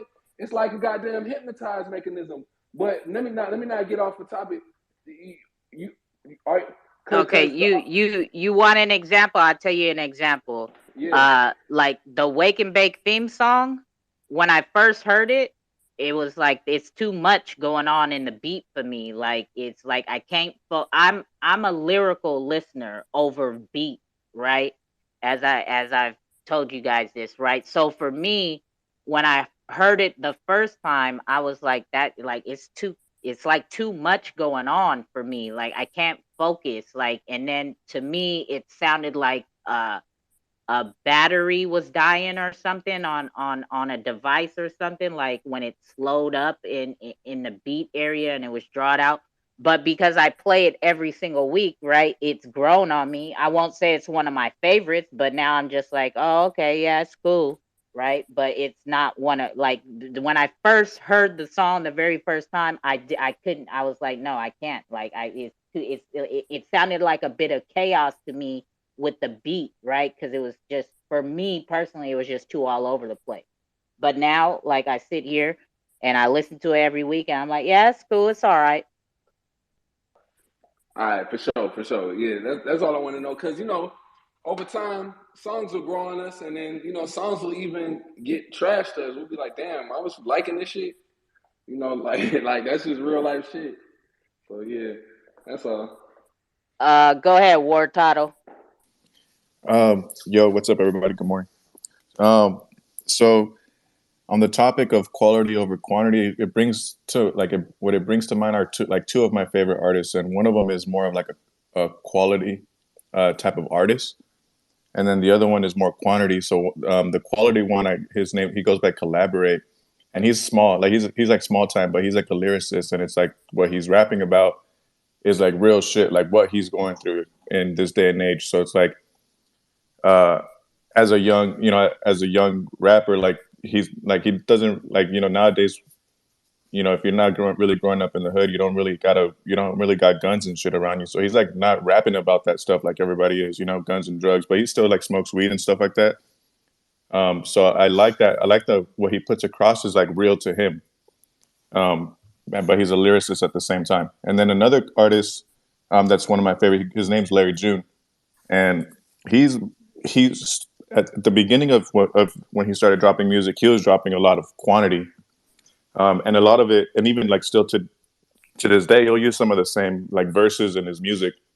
But it's his verses, So like I guess he has, he's not like copying verses off other rappers, but he'll use the same verses, and but it's like the reason he's one of my favorite artists is because of the message that he's putting across in his music, where he's like, you know, generational wealth and growth, and get your bag, like.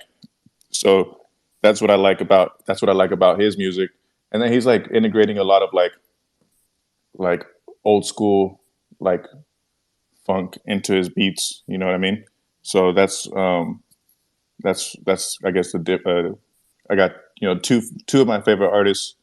One is more of a quantity type of artist, and the other one is more of a quality. But both of them are independent, so that's what I like too. All right, all right. Well, the conversation is flowing. It is the wake and bake vibes, right? And I think now's a good time to step into this song. I don't think so. This is not the exclusive of the week. I think we've played this here before, but Kamikaze has asked that we play this in between the conversation. So let's take a little break real quick and let's tap into this. It may be an exclusive to people who haven't heard it yet. I This can one is speak on it too, Suko. all right. This one is Pistol Stars. So go ahead, Lemmy. Yeah, this one is called Pistol Star. I chose to run it back for the week because the World Cup is coming up, and the motivation behind this track was one of the dark horse teams in the World Cup. I was doing some studying. Yeah, I was doing some studying on like astrology and shit, and I came across the term pistol star. There's a star called a pistol star that's in the sky, and I was like, damn, that's hard. That would make out for a hard concept. And my dark horse team is Ghana in the World Cup, and they're the Black Stars. So I liken them to a pistol. I liken them to a pistol. It's like a whole bunch of, the pistol is black, so shit, or about it. So I likened it to that in astrology, and I told Kamikaze about it, and we came together. So my whole verse is dedicated to that team. I made it around the time that they qualified for the World Cup. So World Cup is coming up. Another little sports track. Kamikaze's doing his thing. He also made the beat. You know, it resonates now more than ever. Now that the time is coming, so I hope y'all enjoy it. All right, here we go with Pistol Star.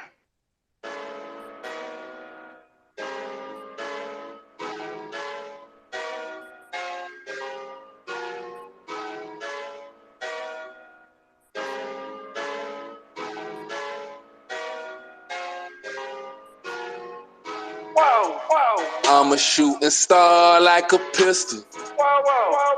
If you Xrp, what's your issue? They said we was too cold, here's some tissue. We going past the moon and we won't miss you. They some shooting stars, I'm the pistol. They a work of art, I'm the pixel. They said we was too cold, I ain't dish you.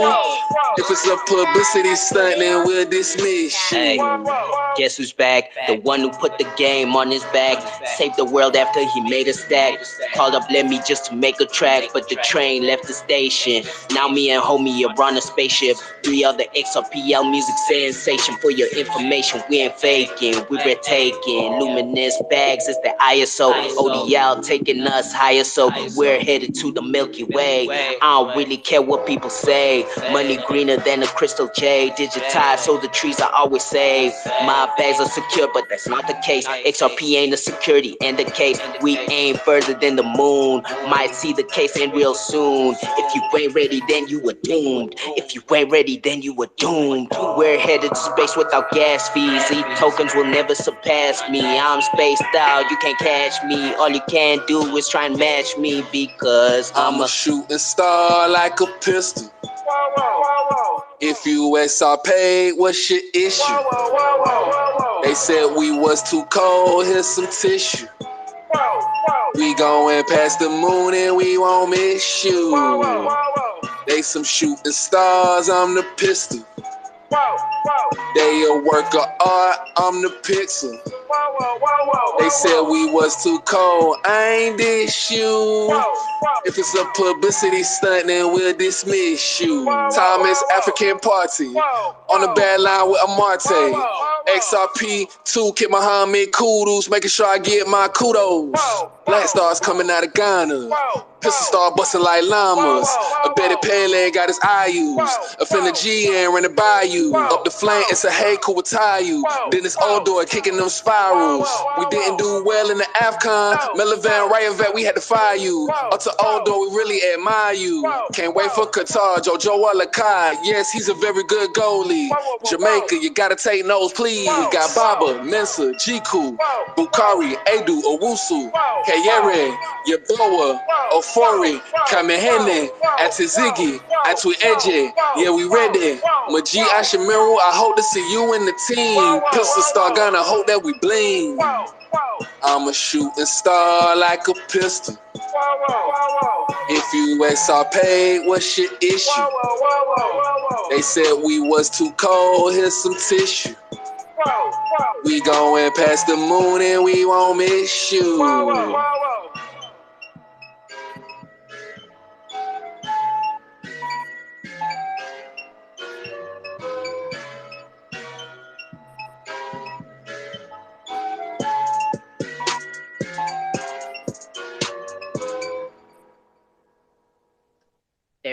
There we go with the Pistol Star from our guys Levy and Kamikaze.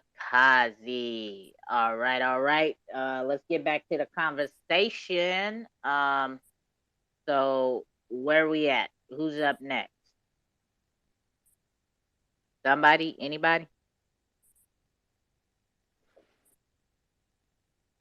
So I got and it might be Lil Wayne is a lot of people's favorite artist. When you put Lil Wayne up against, when you say who you like, Lil Wayne or T.I., Lil Wayne, Young Jeezy, Lil Wayne or Ghostface Killer, a lot of people gonna say Lil Wayne, and a reason why they might be like, oh, Lil Wayne dropped way more music than them. Does that play a role in the the amount of music play a role in your greatness, your ascension to greatness. I know I'm not saying it the way I want to, but this is kind of what I'm trying to say. Does because Lil Wayne does have a body of work that is very large, and people use that. They be like, man, this nigga got all of these shit and they hard. People will say that. So does that because quantity of music, I feel like it plays a role in your ascension to greatness as well. Like the amount of music that you make, just because.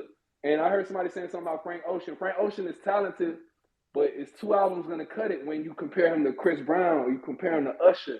You know what I'm saying? Or you compare him to R. Kelly. You know what I'm saying? Like, are those things gonna cut it? So I don't know.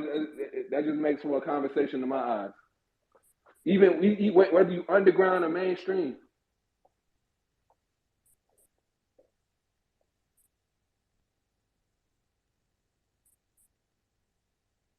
Anybody else want to jump in on that?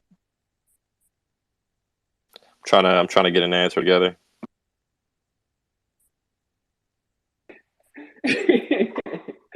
This shit slick deep today, boy.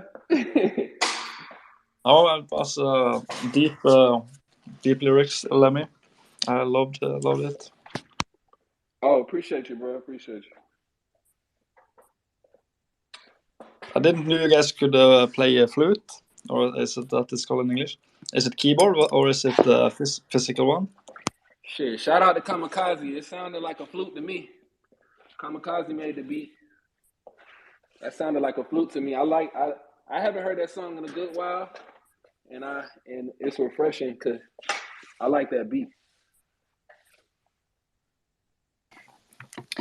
Lemmy, to comment on your point, I think the part where the quantity would come from would kind of help with the relevancy to an extent, even if it's not quality content coming from that artist may still be relevant due to the amount that they're putting out.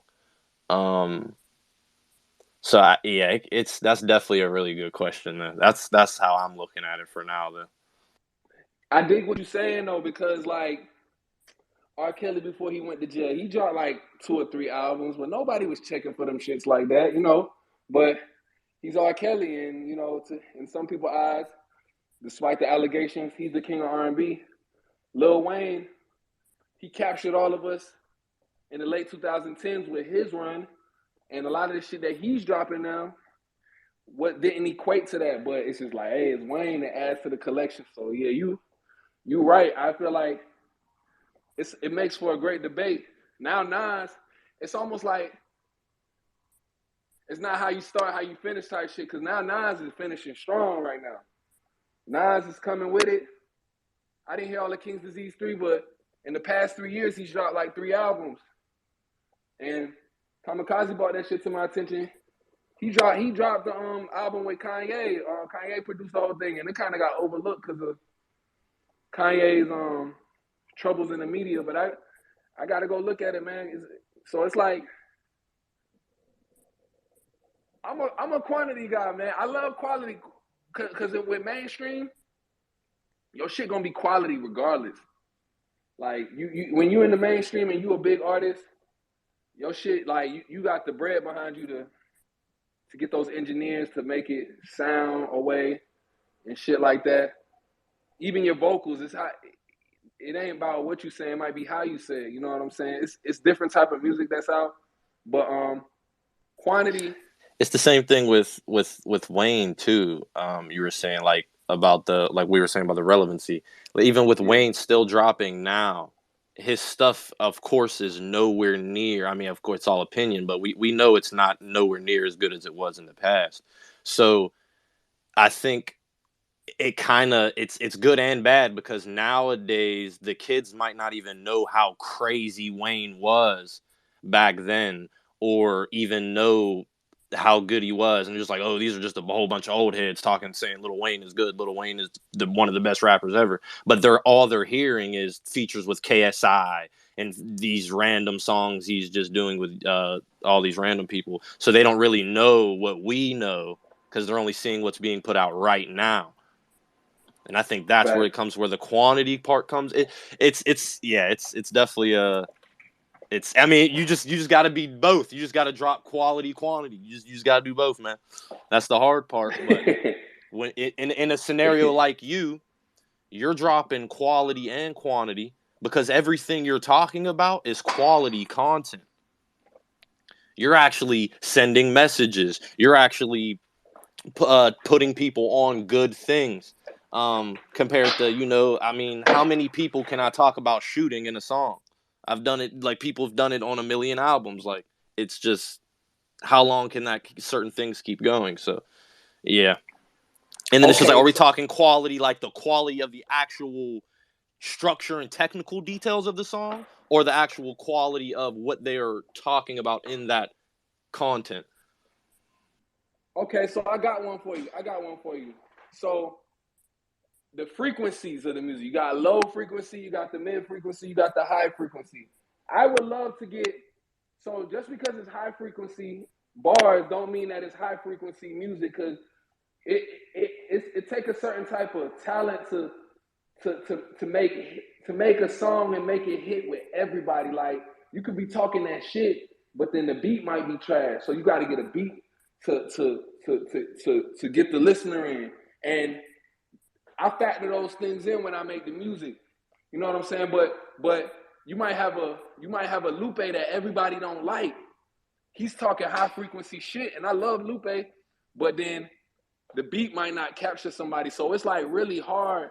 But if it was quantity on a low frequency wave, I don't want a high quantity of that. I'd rather just get one low frequency song and leave it at that, because then I'll be drowning in some low frequency shit. If it's mid frequency shit, then yeah, I'll get that every now and then. But if it's high frequency shit and it's what I like, I want a huge quantity of that shit. I want a huge dose of it, because it's like music is medicine to a lot of people. Then it's medicine to me. Like Bob Marley said, when it hits you, feel no pain.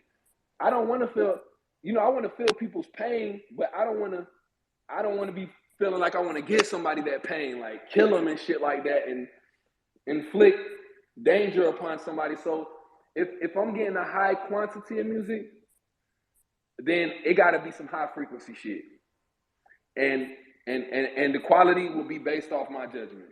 But if it's low frequency, I want a low quantity of that shit, because I don't want to put that shit in me. So I'm gonna just put it like that. Every now and then I take the low frequency shit, but I can't be taking that shit 24/7, 365.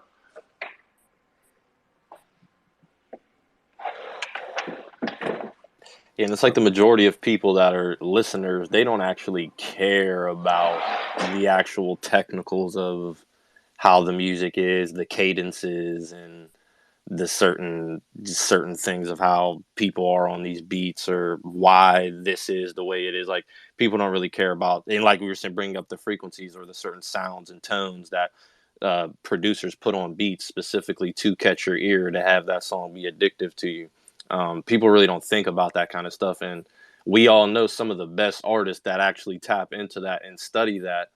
That's why some of their songs are as popular as they are, because they're so tapped into those frequencies and those tones and those sounds, that they can really catch the person's attention, or get them really liking. Like you just said, we hear that some songs that we didn't really like at first, but you hear them so much that they just eventually like get stuck in your head, or that melody or that frequency gives you that certain feeling. So now you start to like it, and those artists and those engineers know exactly what they're doing, and that those are really talented people. So it's a scary thing, but it's definitely crazy how it works.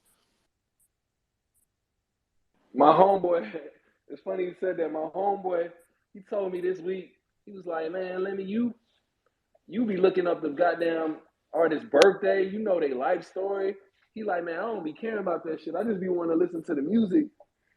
I just be wanting to feel good. And I was just like, yeah, bro. And then it's crazy because a lot of the things that be brought up the next day, 21 Savage was like, Nas is irrelevant. I don't know if Too Cold seen that shit. I don't know if y'all seen that shit. 21 No, Savage I was did like, not. Nas. Yeah, it was So hilarious. 21 Savage was like, Nas is irrelevant, and it created a huge argument. And people was saying exactly what my boy said.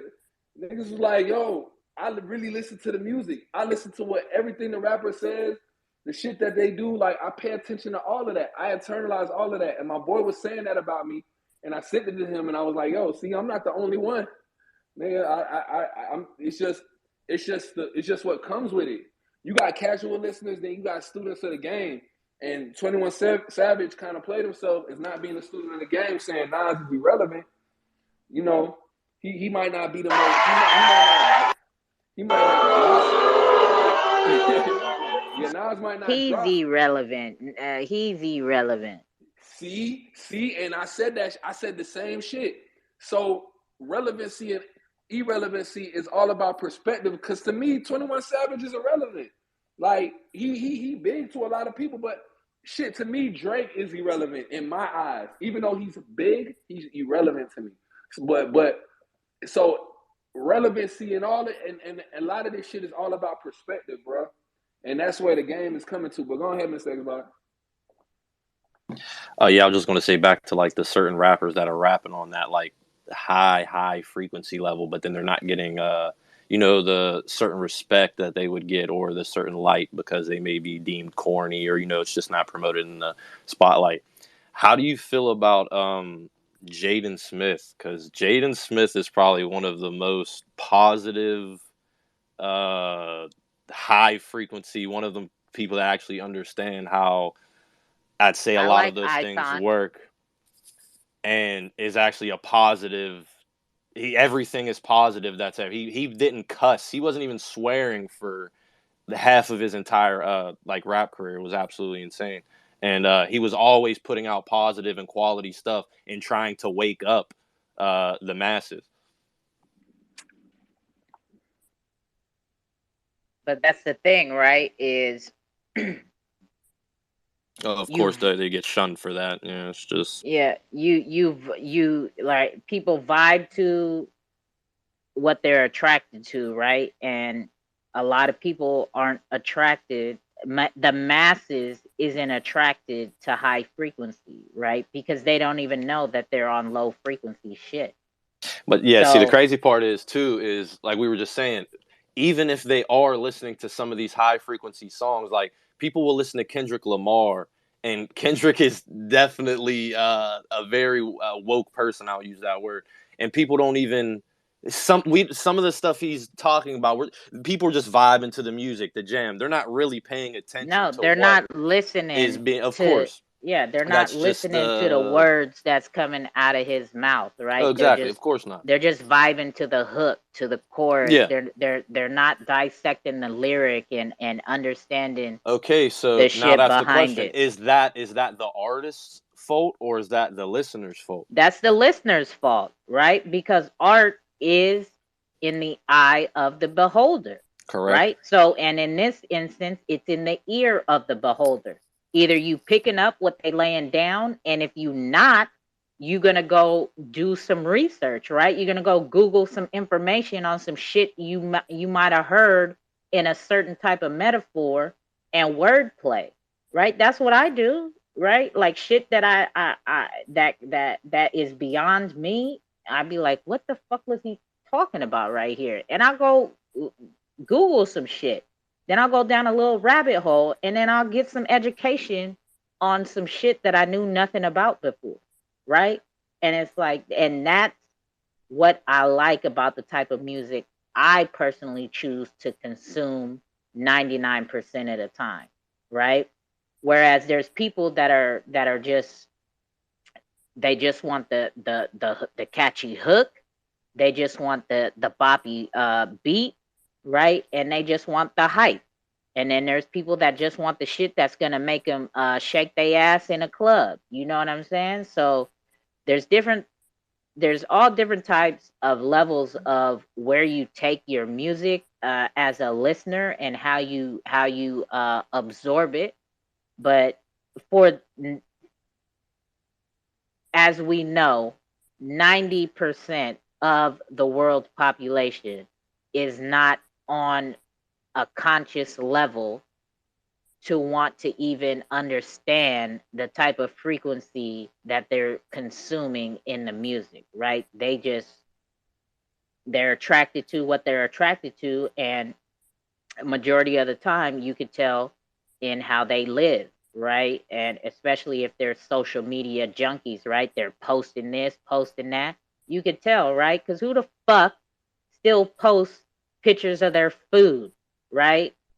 All the time, 24/7. Who the fuck is still posting pictures of money stacked on a table next to a gun, right? That's like, you're lame, bro. Like, that was so early 2000s. That was the thing to do. Now, ma- ma- I won't say majority, right? But social media has calmed down on that, where I'm not even on social, like Twitter is my social media, right? I've stopped looking on Instagram and all that shit because it's just it creates wanting to keep up with the Joneses type of lifestyle, right? Like it can make people very depressed following all these celebrities and people that got it already, and they're just consistently posting all this luxury shit, and while people are still struggling, right, to fucking pay rent or this and that can make people fucking like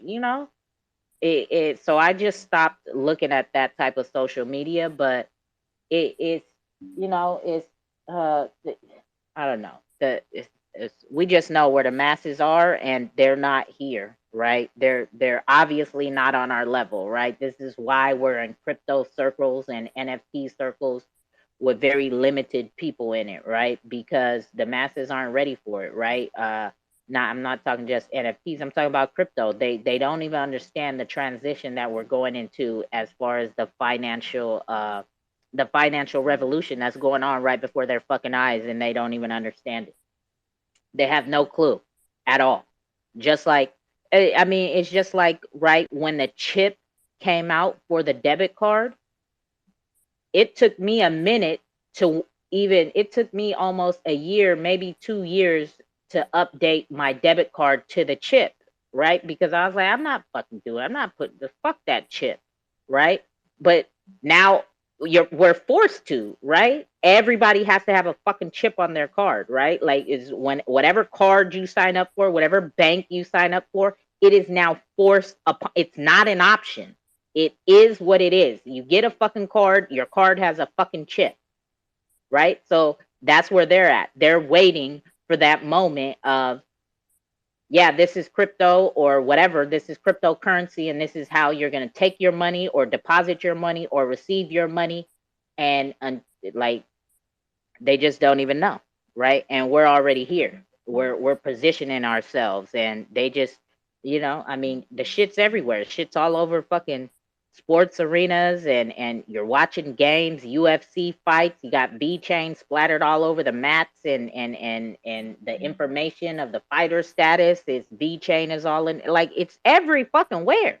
You got ripple signs, from what I heard, all over and through the subways and the Empire State buildings, right? Saying cryptocurrency, crypto means business. Like, it's happening right before their eyes, and they still think we're weird and crazy, right? They're not ready for high frequency train of thoughts. They need to be led to where they need to go. So that means in music too, right? They're just gonna consume what is forced upon them, right? Like the mainstream shit, the social media fucking music, right? They're not gonna go digging in fucking record crates and in the depths of YouTube and all this and all that to go find conscious high frequency type of music, right? No, that's too much work for them.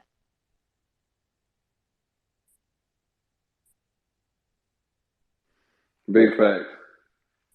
Just like these coins, they not gonna do their research on these coins. They just see everybody hitting the lick. So it's like they Bitcoin is like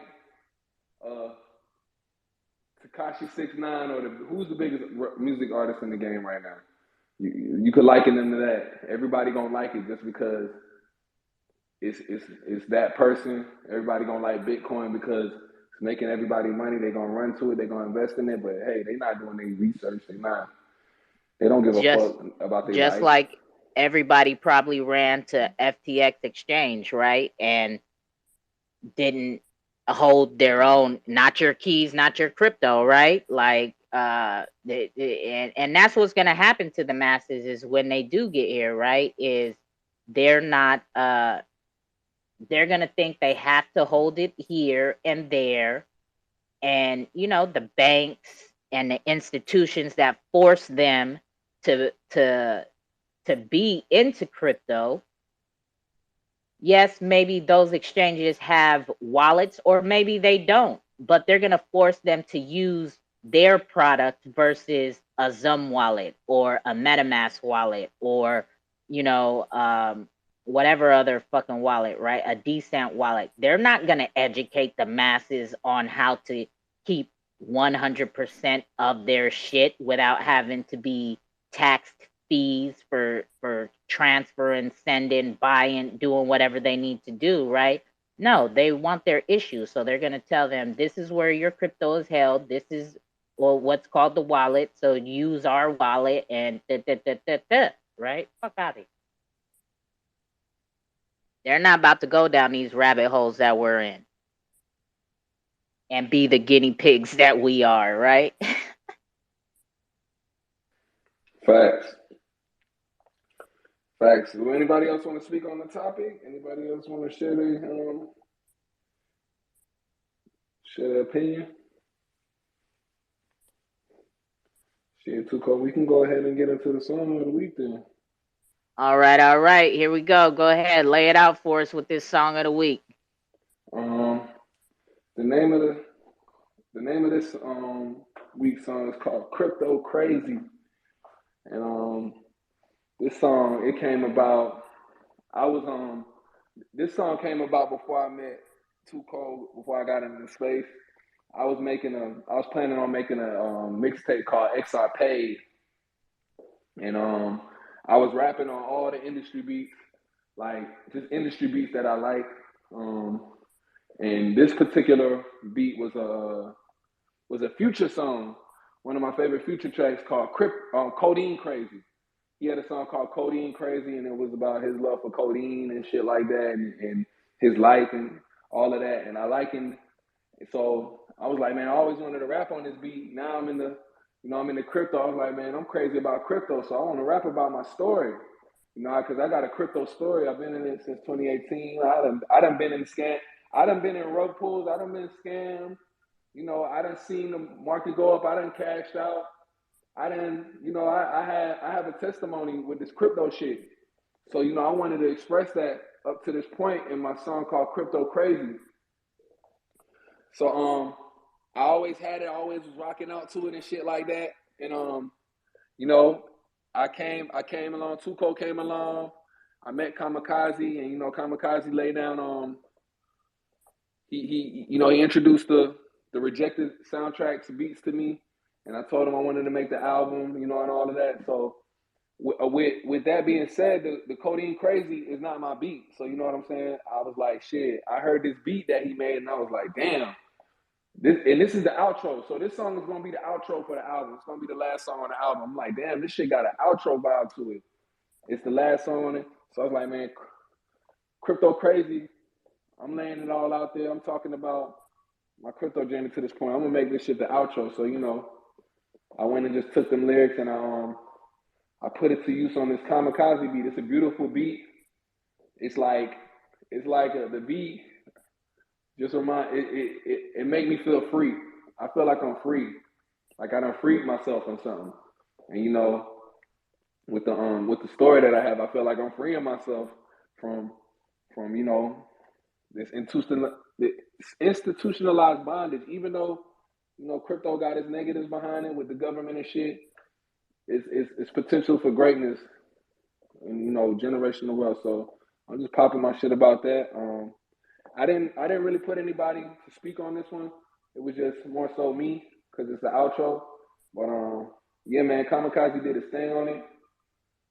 It's one of my favorite songs on the album. The album is dope in itself, but it's one of my favorite songs. And you know, like it's crypto crazy, man. I'm a crypto crazy, bro. So yeah, that's about it. All right, here we go with the exclusive track of the week, Crypto Crazy, by Lemmy and Kamikaze on the beat. Here we go.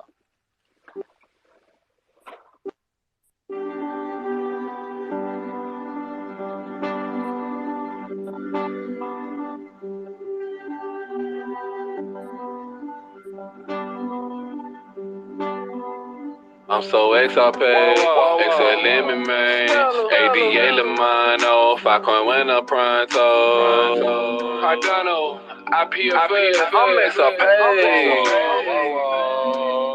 SGB like LGB, free bands cryptocurrency came about organically. Big Club Network, let me see. It had foreseen where we would be, the decline of fiat currency and how the world moving digitally. That was back in 2018. Let's rewind to 2009. Bitcoin invented on the incline. That was 9 years later. Realized it was a no-brainer. Dipped into my 401k, bro. Got about 3,000 papers. Put that bitch in legislation. I felt like I was in Vegas, gambling at Venetian, falling harder than the Sons of Phoenix. Ran my numbers up, shit was decent. Then I realized they was cheating. Had to Google Big Club Network. All the owners was in the precinct. $500 million later, made off. They was Ponzi scheming. Lost 3 bands, suicide, but I had another plan in mind. I could never ever be a op. Got this information from a cop. He was going crypto crazy, balling harder than McGrady. Xrp that nigga saved me. Eventually I put a band on it. Eventually I put my mans on it. Out the mud, get your hands on it. I got butlers waving fans on me. Told my mom and she jumped on it. Got a Ledger, I keep 2 of those. So Xrp paid out with Super Bowl. The settlement getting really old. Watch the price jump during Super Bowl. The price go to zero, I never sell it. Going down, baby, like it was Nelly on the down low, like it's R. Kelly. I go, like I'm Elvis Presley. It's a psyop, you cannot get me. I told y'all niggas in y'all bad in the eye. I'm hang Aaron bad at 555. Atlanta break to the day that I die. Triangular trapping. Atlanta, the Ghana, the Kingston, my pyramid full of Ethereum. Sign, Falcon, polka dot, solo, my use case is killing them. I fuck around, pull up with Mo and Salim. XRPL is on my trolley. Crypto crazy bitch, you know it's Lemmy. So Xrp, XLM, man. ADA Lamano, Filecoin when I'm pronto. Cardano, IPFL, I'm Xrp.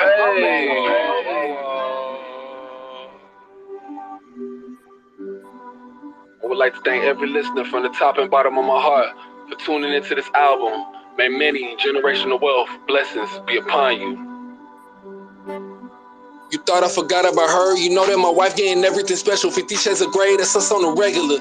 They gon' think I sold my soul to the devil. I'm praying to God, thank you. Spread a rock, spread a child, I will spank you. Xrp, ADA, no more banks, fool. Waiting on the airdrop for flare. Lamborghini tires got a spare. I be flexing hard in the lair. I be going hard every year. Xrp cheers, what's my feature? I'm in the game now for the bleachers. Ain't nothing changed, but I'm Xrp.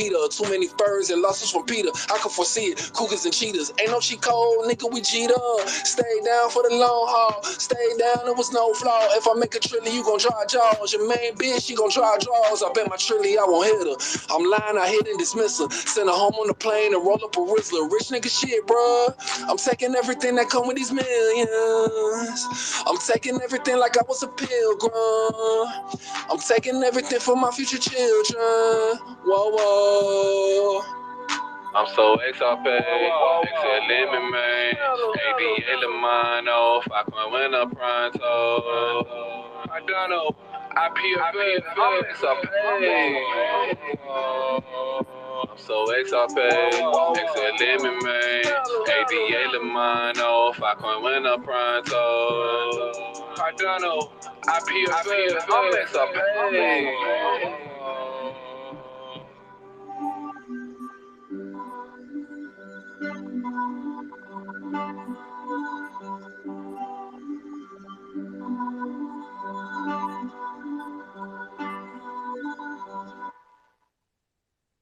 There we go. There we go. Crypto Crazy by our guy Lemmy. What it do? What it do? That was dope. That was dope. Nice outro. So that's gonna be at the end of the album. Appreciate it. Appreciate it. Yeah, that's a vibe. I like that. Good luck, bro.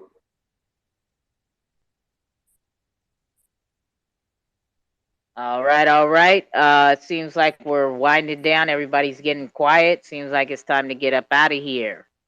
Nobody else want to join the conversation, so let's close it up. For sure, for sure. Wait, Shout what out we to every. talking about?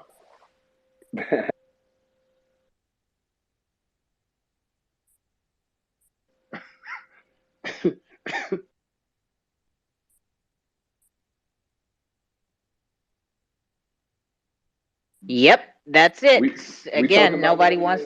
nobody wants to Yeah. talk about what we talking about and not talking. So here we go. Let's get up out of here so everybody can enjoy their Thursday. So let me go ahead with your closing words and Jake's, and let's get up out of here. For sure. Shout out to everybody checking in. Sharing their thoughts on quantity over quality. I think it made for a good discussion, a great discussion. When we listening to our favorite artists and even new artists, it'll be an interesting observation from now on just to see their quality and quantity. For sure. Shout out everybody. Jakes, Astute Scholars, Too Cold. Y'all know the mittens on the 19th. Crypto Red Eye, Mr. Xbox, Signing Shore, X-Rated, Space Park, I see you. BYB, Cyber, Die. Shout out to Hamza for checking in earlier. I seen Kamikaze sneak his head in here. Shout out to him, you already know. Homegirl from the UK, sound like Homegirl was from the UK. Shout out to her. Wolf of God, it's love, man. It's up. Next week is Thanksgiving. We gonna have a show or what? That was Oh yeah, good. yeah, yeah. It is Thanksgiving. I mean, I don't celebrate. I don't do shit. It's just another regular day for me. But I know around the world everybody will be. So I think we probably don't, right? Yeah, I ain't gonna be. Yeah, I'm gonna be busy. It ain't. No, Yeah, I'm I'm gonna gonna be be busy. busy. I'm gonna be out of town. I'm gonna be busy. So yeah, I'm gonna talk to Kamikaze, and more than likely we'll postpone it. We'll postpone it. But yeah. Shout out to everybody, man. It was a good show. We'll reset, take a break next week, and then go into December, close out the year strong. You know what I'm saying? Or Uh, or or Wake and Bake could still be held, and if I make it, I make it, and whoever don't make it, don't make it. Because I know Kamikaze might still be able to make it. Too Cold might still be around, and I might pop my head in too. So yeah, we'll talk and we'll figure it out. We'll all put our minds together. But Too Cold, you got anything to say? Jakes, anybody got any uh, last words?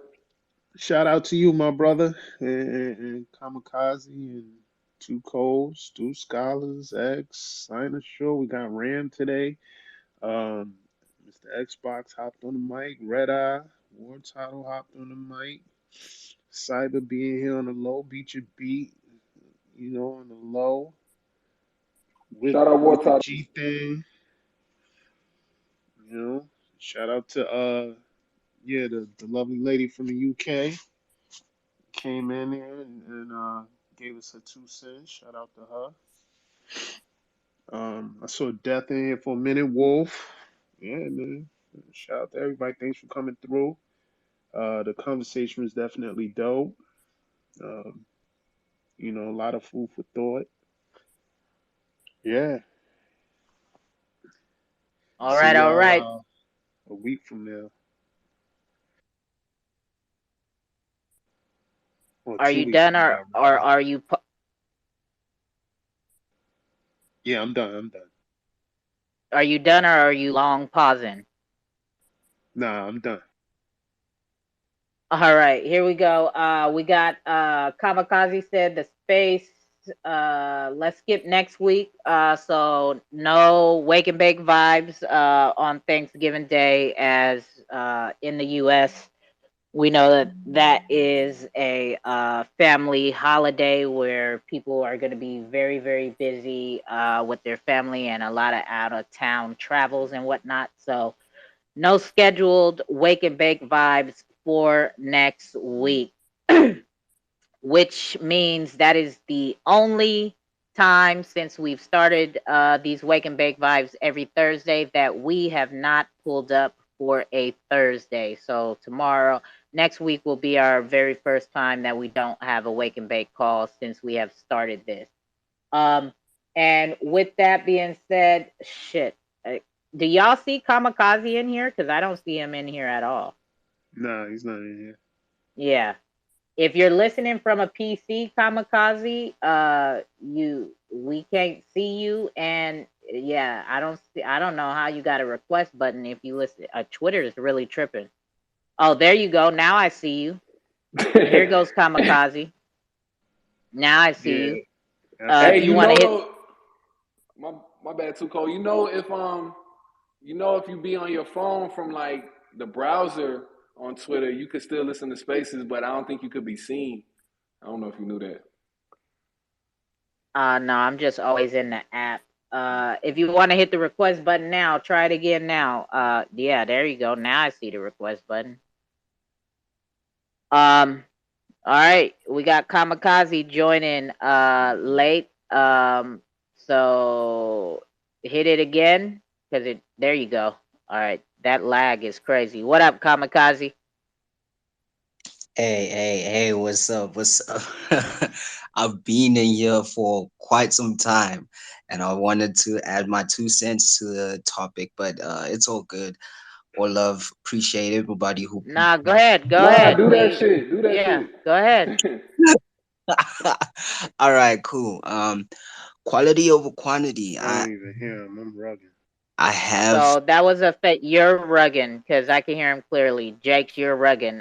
So that was a fake out. Obviously, we're not about to close the space down now. So sit back and get comfortable again. it's all good. It's all good. But yeah, the topic quality over quantity. For me, I feel like it can be both, but it depends. Like for an artist who's starting up, I feel like you need to make a whole lot of quantity of music, a whole lot, until you get to a point where you well established. Then you start, slowing down and making more quality music because I think that's what happens with most of these major artists. They start off they hungry, so they make a whole lot of quantity, a whole lot of music, and then when they start getting a huge fan base and becoming more into the spotlight and in the mainstream, that's when they start slowing down and making quality music. So that's my take on it. I feel like that's my process too. Like since I'm still on the come up, it's more quantity, but slowly but surely it's gonna turn into quality music. So that's my take on the topic.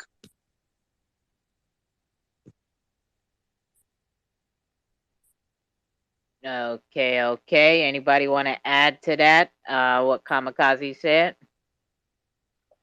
um, yeah, I agree. I agree.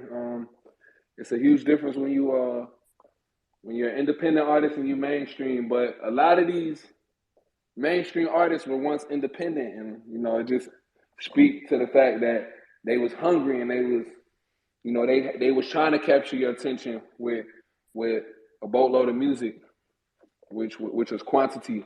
But having one, I just want to say it once again, having a bunch of quantity never it doesn't take away from your content. You can still have a strong content and bring out a quantity of music. I think that's where the conversation was going with some people. Some people, because we have this low vibration that's out there, and it's hard to find high frequency music. Just because you bring out a large quantity of music, don't mean that it's low vibration. So I definitely wanted to just say that. Yeah, there was something that Mr. Xbox said.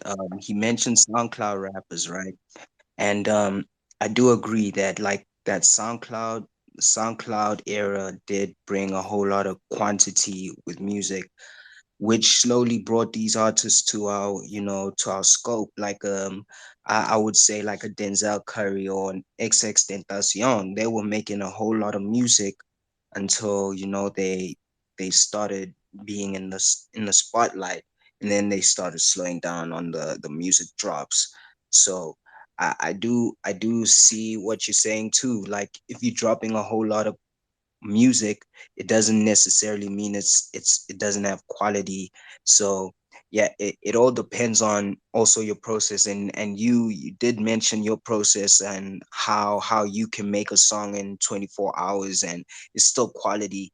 So it it does vary, and it's based on how the artist is and who the artist is. Like it may take someone time to make a whole song because they really care about like what they want to say, and they can't really articulate themselves immediately when they hear the song or the beat, so they have to take their time. So quality, like quality and quantity, it really is something that it depends on the artist themselves, really. So if an artist is really really good and they've been doing it for a long time, then they can easily make music quicker, and it doesn't mean that it's not quality. And I'm assuming it's the same with you, Lemmy, that like since you've been making music for quite a long time now, you know the process, and you can easily do this without having to take as long as you used to when you were starting out.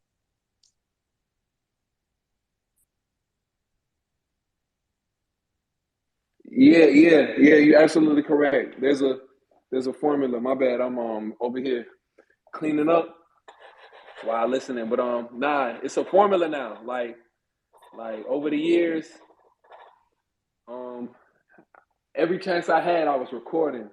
Just back to back to back. My favorite artist was always dropping music, so I was just like, and I listened to the interviews. And there was another interview that I listened to, like with Young Thug and the Migos. Now, a majority of that music is low frequency, mid frequency is not high frequency, but those artists, um, were made a high quantity of music. And one thing that I took from them is that they used to make all these songs in a day, and they always went with their gut feeling. What they said, they went with their gut feeling. Now their shit might not be as hard, but me, I'm still from the school where I where what I say is important, and I want to get all my words out. So I take what some of these young cats say, and I still apply it to my formula while looking at some of the some of the old school cats and apply the formula. So I'm influenced by a wide array of artists, and I add it to my formula, and I work. You know what I'm saying? So now it's there. My formula is like, all right, I'm here, and there's a certain type of hunger within me too. Like, if I'm hungry, I'm like, fuck it. Before I eat, I'm gonna go record because I'm hungry. Like that's how literally hungry I make myself. Like, fuck that shit. I'm gonna get this verse done. I'm gonna get whatever I need to get done before I go eat. You know what I'm saying?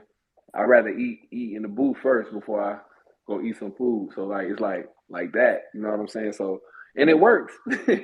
So everybody got their superstitions and they go about shit. So salute to anybody who can find themselves and be comfortable with how they got their shit going. Yeah, there's definitely a process. And yeah, man, um I do agree. The work ethic, it's all on the work ethic. So same with me. As soon as I like had a formula, like okay, I need to do this before I can continue with my everyday things. I need to record first before I can, you know, do a thorough listening and going back to, you know, fixing the song. Cause like I record my stuff, I record my verses, and then like I come back to it after some time. I take my time to digest what I've said, and sometimes it may not be the way I want it to sound, so I have to go back and redo it. So it is a process, but I think the process is now quicker, and since I'm so used to doing it, it seems quicker, and it seems like, yo, man, sometimes I feel like, damn, is this really quality? Is this really quality stuff? Because I've been doing it for so long, and I feel like it's so rushed, but it's not really rushed. It's just that I know how to do it really well now. I'm so used to the process now, so it may seem like it, but yeah, when you were speaking of artists, the one artist I always think of is Gucci and Lil Wayne. Actually, I also think of Wayne. Like those guys actually were the, you know, they basically were the guides and influence of, making a whole lot of music.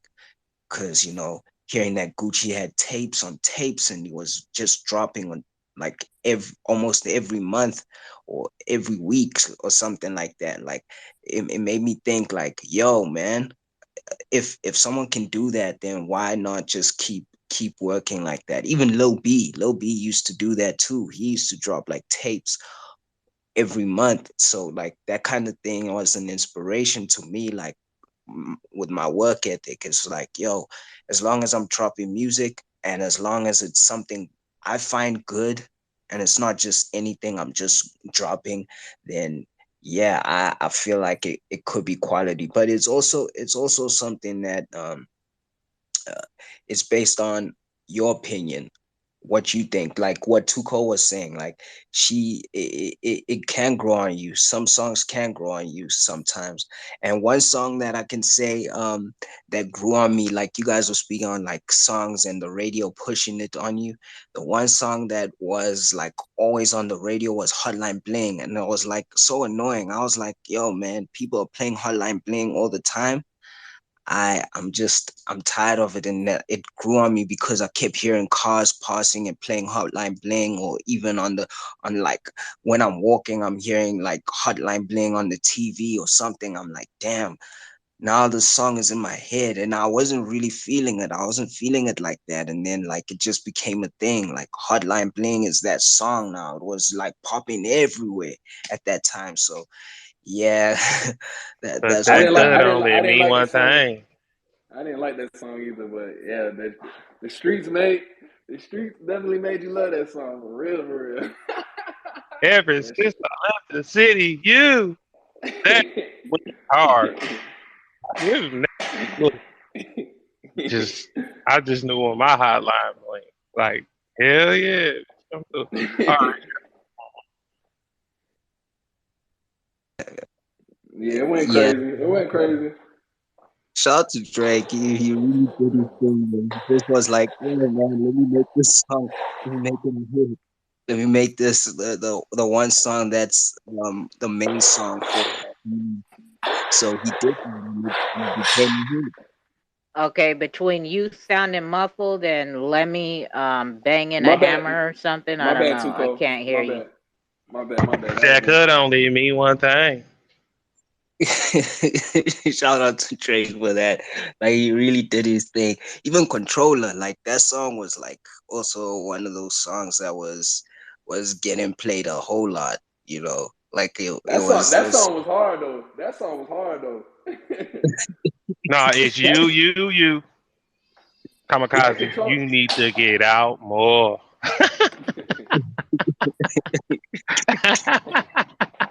Oh So man. the antenna, what is up for? Hey, fuck you talking about? No, that shit went hard though. That shit went hard.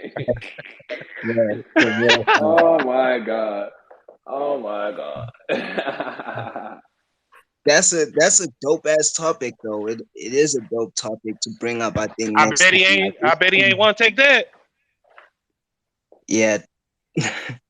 I think like a topic we should have for like next time is like this topic about like songs that just randomly you didn't really like, and then it grew on you, because it is something that I feel is a lot of people have had like experience with, like a song just being pushed because it's on radio or you hearing it on the road all the time.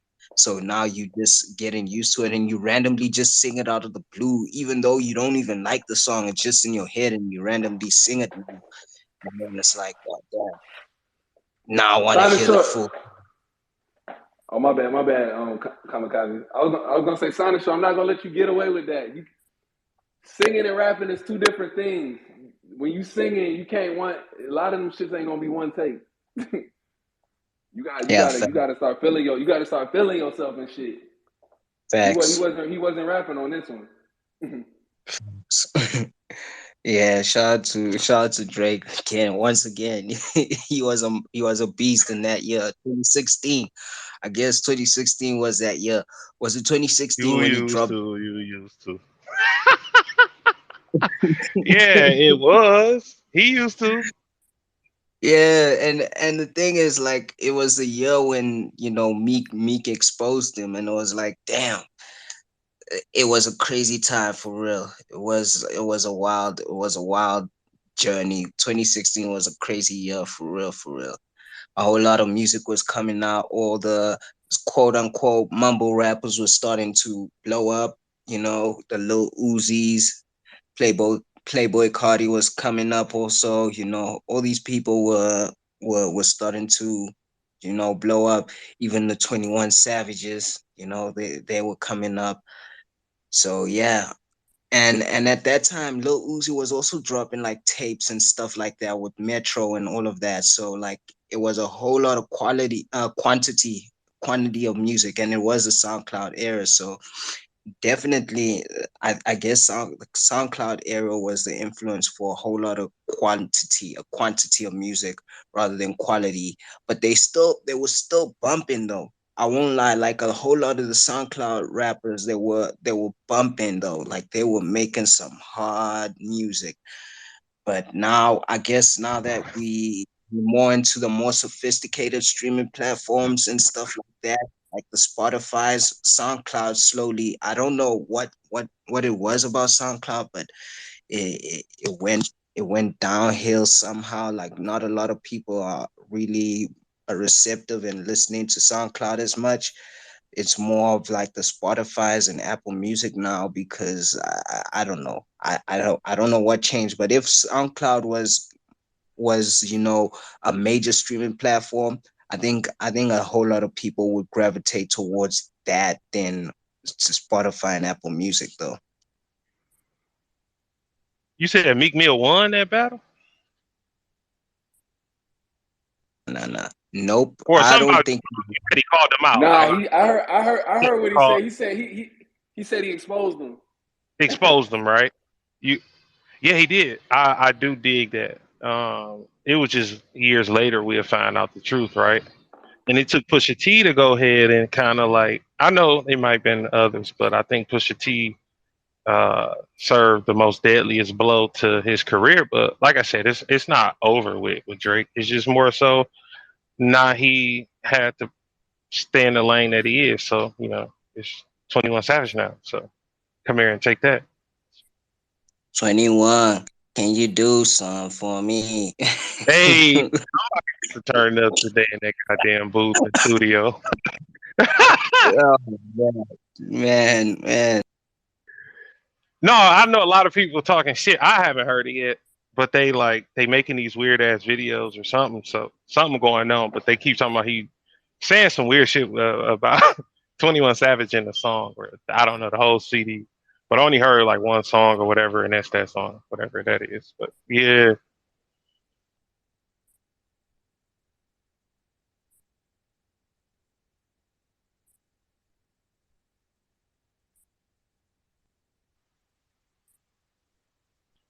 oh, he riding another wave. That's all. That's if didn't nobody catch that, Drake is just riding another wave. So it's cool with me. He got his songs. He got his songs.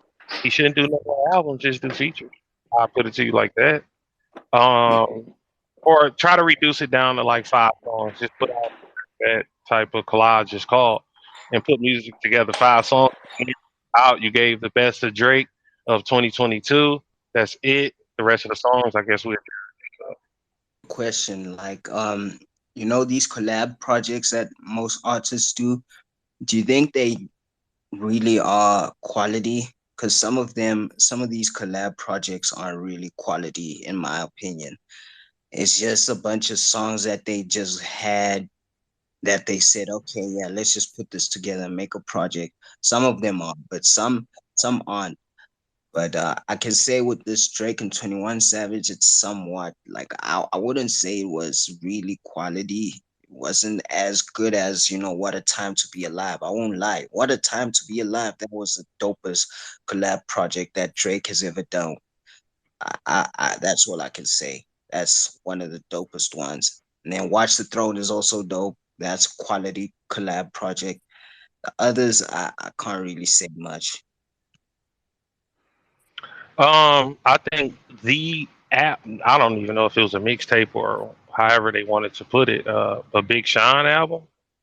Um, and Metro Boomin. That was like, yeah, that was some of the most. That was the best material of the year. Whoever came out that year, you truly got compared to Big Sean that year. So it took a Metro Boomin to, like I said, I dealt with the previous albums. Maybe one of them or whatever was a mixtape, but that was by far some of the best material that he unleashed on us to today. And yeah, you couldn't beat it. Yeah, Big Sean. Double or Nothing. That's the album. Double or Nothing. Yeah, You one through whatever, and that was the album that Young Thug actually made me stare at him a little bit. I know he do sus things, but I kind of like put an eye on him where I'm like, oh, I didn't know who it was. I'm like, maybe they got the track wrong, or maybe something went right. But then I later find out, like, no, that is actually him on that verse. So, and I'm like, wow. If I don't know, I haven't checked Young Thug's music like that. So it was just on that song. That's why I like, yeah, that album is just sick, song for song. So speaking of Young Thug, him and Future got an album too called Super Slimy, and that shit was hard. I personally think I'm not gonna I ain't gonna make no comparisons, but I listen to it more than I listen to What a Time to Be Alive. And maybe because I'm biased, but that, you know, everybody be using that joint. I Want All the Smoke. You know, they was the first person to make that a track regarding that, and that song is on there. It's a lot of slang. It's a lot of shit that people be saying and using that they kind of coined in those songs on that album. So it's definitely underrated. What year was it? Super Slimy. If you let me tell it, Super Slimy was either 2018, 2017, 2018. I'm about to go look at it on my Oh, on my 2017, Double or Nothing came out, so ain't nothing out there that was messing with it. And I'm going mainstream to your favorite hold on, artist. hold on, hold on. Yeah, because I, I I didn't listen to Double or Nothing. I didn't listen. So it came out 2017. It came out 2017. So what's up? I was Oh, staying on that shit.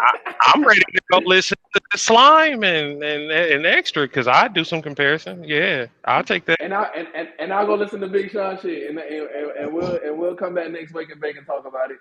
but I Oh, But won't. yeah, I I can't won't even lie. say that because it's gonna take me a little bit of time because I don't want to rush it. If I go off First Judgment, then it's gonna be there you some. go. There you go. Nah, that I It respect come at that. I respect that. yeah, because it got to come at a later date when I'm like, I've listened to it for this shit might be next year sometime, but I might give a Yeah, first impression like, yeah, I might, yeah, because I remember that's 2017. that's real. That's real. That's some real shit you said. And cause I'm not really big on Big Sean like that. I feel like he's a gimmicky rapper. Like I just don't. I feel like he came in the game with a gimmick. Like I'm like, nah, bro, I'm good. But I mean, I What was his respect him beef? though. What was but No, his beef? who I thought that about was Kendrick Lamar. My homeboy Jamie, shout out to his brother. His brother that was autistic. He died the other day, and he was like 40 something years old. So he the one told me to listen to Kendrick Lamar. And he was like, "This ain't nothing you ever heard before. It's like we've heard it, But he's like, he's telling the story, and I'm like, bro, I'm not listening to that shit. And for months, I'm talking months. Like it took me a minute, and I was just like, all right, bro, I respect you enough. You own it. I'm gonna listen to it. I listened to it, and I went to go find the highest quality that I can download, and I got that shit, and I wouldn't stop listening to it. I don't know what happened to me, but it was just like next level, I mean superior fucking delivery to and I'm not even about to go there, but Kendrick Lamar had it, got it, and when he give you bullshit because he want to, I feel like, and that's some supreme shit. Like he'll feed us some bullshit, but I know that guy got one hell of a ear, one direction that I just can't deny, or I put it like that. I can't deny it. But yeah, but Double or Nothing with Big Sean, I want to address that. Double or Nothing with Big Sean. This dude was he's one of he don't his albums, his prior albums had their collections. Whenever I don't even know if he done this before, but like I said, I've tried to stay hip to most of the shit. Something might have slipped past. This Double or Nothing album with Metro Boomin displays some of the most his best material. I said that before, right? But it was just more so with the trap music and him however they made their connection, because I haven't looked up the story. It's just more so I heard an album like Double or Nothing. Who want to hear some shit with Metro Boomin? But I listened to it, and there's nothing you can do about it. It's like you just don't stop listening to it. You can feed all the extra shit that was going on in that era, and I'm talking about from Detroit to wherever. You can go in any direction. um they were feeding. I'm in the D, so we listen to all type of shit. Your favorite artist, you would think that he live here in Detroit because they come here. Most of them come here. If you can't get your pass here, you're not about to make it. So even though Big Sean might have sounded like a gimmick, whatever, I'm talking lyricism because everybody I know say the same thing. And Big Sean might tell you he sounds gimmicky. But let's just break down the lyrics, and that's why I say like, okay, I can let certain shit go. But when he went and doubled down or double or nothing on Metro Boomin, I couldn't believe it my damn self. So I mean, every track laid down. You got the shit for the girls, so I can't hate because the pussy so good, the head so good. If I can fuck you all night, something I would. But the beat went hard, and then you got Shorty on there. She did her thing, but after that, it's just back to it. It's like let's go, and then I want you to listen to Even the Odds. I've never heard no shit like that in my life. I listen to all type of music. I get to playing shit like for hours straight. You we probably heard, but you'd be like, damn, that's what it okay. But Even the Odds with Young Thug. And I wouldn't even say start there. I want you to listen to the full album because when it comes in, whoever made that selection of music just went there. They gave you, they hooked you in. Now you hooked. Now you need to be fed. They hit you with the bullshit. You go grab your shorty, shake your ass, whatever, whatever, if that's what she into. And then next thing you know, it's back to the real shit. Like let's address what we need to address and put bars, bro. Bars, lyrics, beat come with Metro Boomin. So I can tell Yeah. you, that Shout out to Metro, shout out to Big Sean. Overall, like Big Sean is an underrated artist. I don't think he's a gimmicky artist. Like, let me say, I mean, like Big Sean had his time. Like he could have blown up if he didn't take that control verse, too hard, or like maybe he didn't take it too hard, but maybe I feel like something affected him with that verse, even though he was the one who put it out. He didn't feel threatened. That's what I take from it. I don't think he felt threatened about it. Like he decided, okay, let me just drop this track, even though Kendrick is dissing me and kind of thing. He still put it out, but like I don't know. After that, like the trajectory went down because he could have been like the next level Kanye in terms of the way he delivers things, because he had the same kind of vibe on the way like Kanye articulates his lyrics and himself in songs. Even the project that I been listening to now, like with Kanye's unreleased songs, it's like, yeah, you can hear Kanye has this kind of a style of, he has this gimmicky thing where he says something and it's like a joke in the rhymes, and it's like, damn, yeah, it does make sense, but it's like kind of a jokey thing. But yeah, I feel like Big Sean could have been that, but yeah, something slowed him down. It slowed him down. But he did prove that he still got it, and he's the shit. Like with his last album, he showed that, yo, he still has it. And even the one that you mentioned with Metro, I haven't heard it to its entirety, but yeah, he was dope. All right, I want to explain what I mean when I say Big Sean is a gimmicky artist. I think he's nice. I think that he can rap. You know what I'm saying? But I just feel like he sounded like something that I heard before. It's like around that time, any of the artists that was coming under another big artist, they sounded like somebody. They sounded like they reminded that artist of themselves. Like I remember Kanye saying this. Kanye was like, man, he remind me of me. Jay-Z was like, man, J. Cole, he remind me of me. Like, it's like, nigga, go find somebody that don't remind you of you and that can do the damn thing. So I always look for originality. I'm not taking nothing away from Sean because I think he's nice. I think he got the punchlines. I think he's made the hits. But that's what I meant when I said gimmicky. And I just never to his albums like that. My homeboys loved him. They raved about him. But I was just like, nah, I'm good. But I will listen to the Double or Nothing. I will listen to that shit. And the reason that I love Super Slimy is because that album came out as a surprise to people because a lot of people don't know it. Future and Young Thug was beefing and shit like that. And no, and I told my friend, Young Thug, he came out with like a slew of songs that nobody really heard. It was like leaks. It was like leaks and shit. And I remember he shouted out Future on one of the songs, and I told my homeboy, I was like, yo, Future and Young Thug, they're gonna collab. I don't know when, but they're gonna collab and they're gonna do something hard. And my boy was like, all right. He was laughing at me, thought I was joking. And the next thing you know, they came out with that album. And that album is so hard because it's just like a lot of that shit. You just got like Signer Show was saying, you got to be from Detroit to understand that. And if you don't make it in Detroit, certain shit. The album was just like so Atlanta. It's like two of the hardest niggas from Atlanta at the time, and probably right now, making an album together.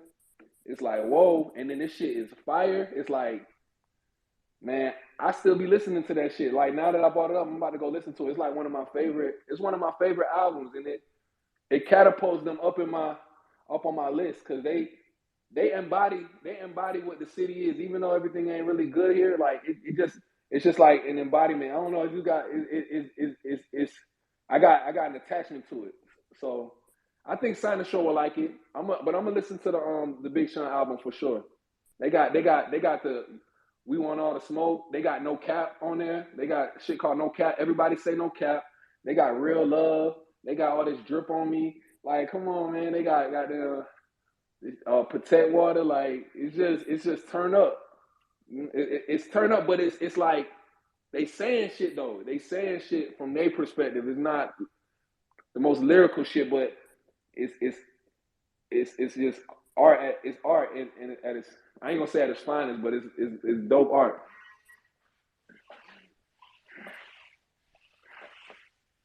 Word. Yeah, definitely. I think, yeah, after Signer Show speaks, yeah, we can wrap it up. Do you have anything else to say, Signer Show?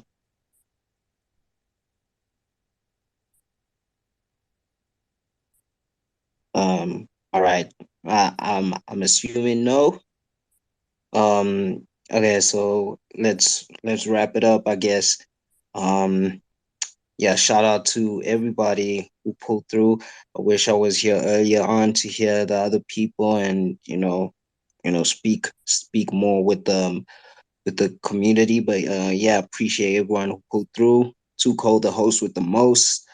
Gorilla Jake, Sex Lemmy, Crypto Red Eye, Signer Shaw, War Turtle, Beat Your Beat. Shout out, appreciate you guys. Everybody who was in here, appreciate y'all.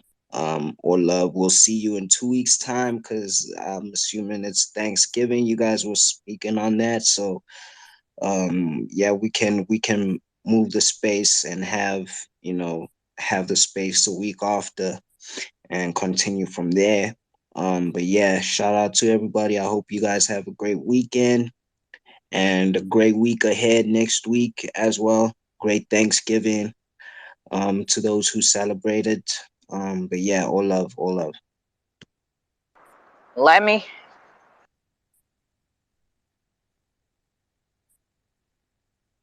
I'm still here. I'm still here. Yeah. My closing remarks still stand. Shout out to everybody, man. Blessings on blessings. Um, don't necessarily care for Thanksgiving, but I'm gonna eat, and I got some shit to do, so we're gonna make it happen. You feel me? All right, Jakes.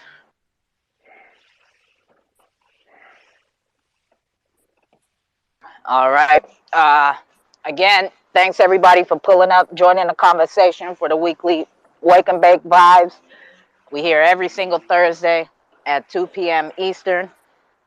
The next call is going to be the pool party Saturday night at 11 p.m. Eastern with Jakes and XXX Rated. And excuse me, this weekend we got the Astute Scholars dropping, right?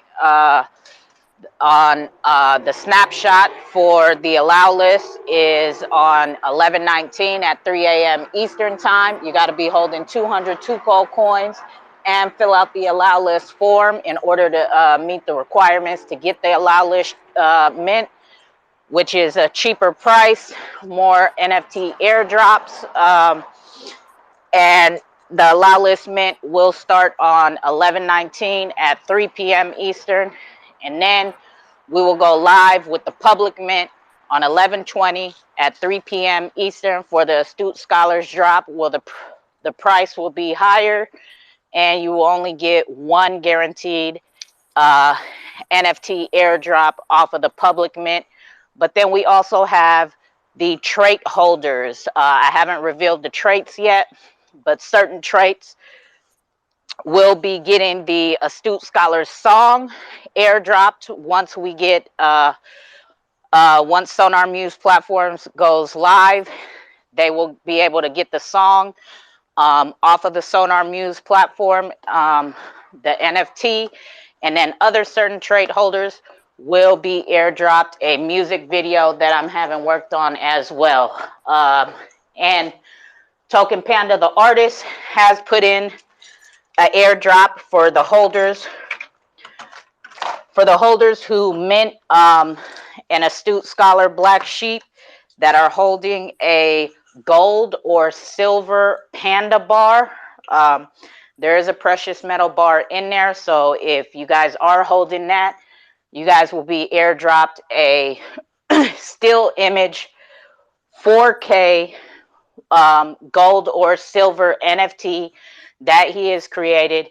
And with that NFT, it enters you into a raffle of out of 100 prints, 26 will be raffled off for free. And the only way you can get a physical print of one of his works is you have to have that gold bar NFT, that gold or silver bar NFT to be entered into the raffle. Nobody else can enter into the raffle. And then out of the 100, 26 will be raffled off, and then 74 will be up for sale for physical prints of one of his works. And they will only be allowed, the holders of the bars NFTs will only be allowed to enter the to be able to purchase a physical print of one of Token Panda's works. I think Lemmy's disconnecting. Think he's getting rugged. Sino Shore, you got your hand up still, or what? Oh, I was just gonna say if you want to finish out the night strong, you can go ahead and finish out the night strong with a few more updates if you want to. No? All right. Cool. Well, There's no because pressure. I'm still No pressure. confused on that, so it's still that's why I can't. Okay. Okay. Oh yeah. Yeah. That's what. Okay. Cool. No. No. Nothing. So it's just I know Lemmy. I was making some not Lemmy, but Kamikaze. Yeah, I was eating the rest of the vegan chili that I had, so I was kind of whipping the whip right there. No, just more so, just be yourself and let's just move forward. Whatever it is, let's because if you're making music for other people, if you're making it for yourself, it's a different story. You don't give a damn who listens to it. But if you're gonna make it for someone else, then I hope quality is it's first and just pump quality shit. Like keep it coming. Then I'm with that. That's like heaven sent, ain't it? Like if you can keep it going, but just more so try to give people quality. But yeah, I think that would just my closing statements. I land my plane. All right, all right. We got Lemmy back. You had your hand up, Lemmy. The hell out of that signing show. Yeah, I missed the hell out of that signing show flight, but I don't want to prolong the conversation, but I did want Kamikaze to highlight his perspective on the track of the week before we dip, and then I'm done. I'm done. I swear we have Can to you have ask the him? longest. I swear we have to have the longest close up space calls in the history of space calls. But go ahead, Kamikaze. I don't know what Lemmy was. Is he asking me what's my take on it? Nah, you know how we Yeah, usually crypto crazy. give our review of the song, you know. Oh yeah, man, it's a beautiful song overall, man. Like the beat overall, you tied the lyrics with the beat real well. Really appreciate that. It wasn't something that was off tangent with that kind of beat. So yeah, it's really subtle and it really fits an outro. So I really like the way you put it together, speaking about your trials and tribulations in the crypto industry and your journey. So word up, man. It was really beautiful. I really liked it for that. It came from the heart. It sounded like it was sentimental and yeah, all love, man. It was really beautiful. All right, all right. And with that, we are up out of here, guys. We are done with this Wake and Bake Vibes. Again, we are not going to be here next Thursday for Wake and Bakes, so everybody can enjoy their Thanksgiving with their family and friends and loved ones and all that good stuff, right? So until next time, which will be Saturday night at 11 p.m. Eastern, we are up out of here, y'all. So have a good rest of your Thursday. Be safe and never trust, always verify. We're up out of here, y'all. Appreciate y'all. We go.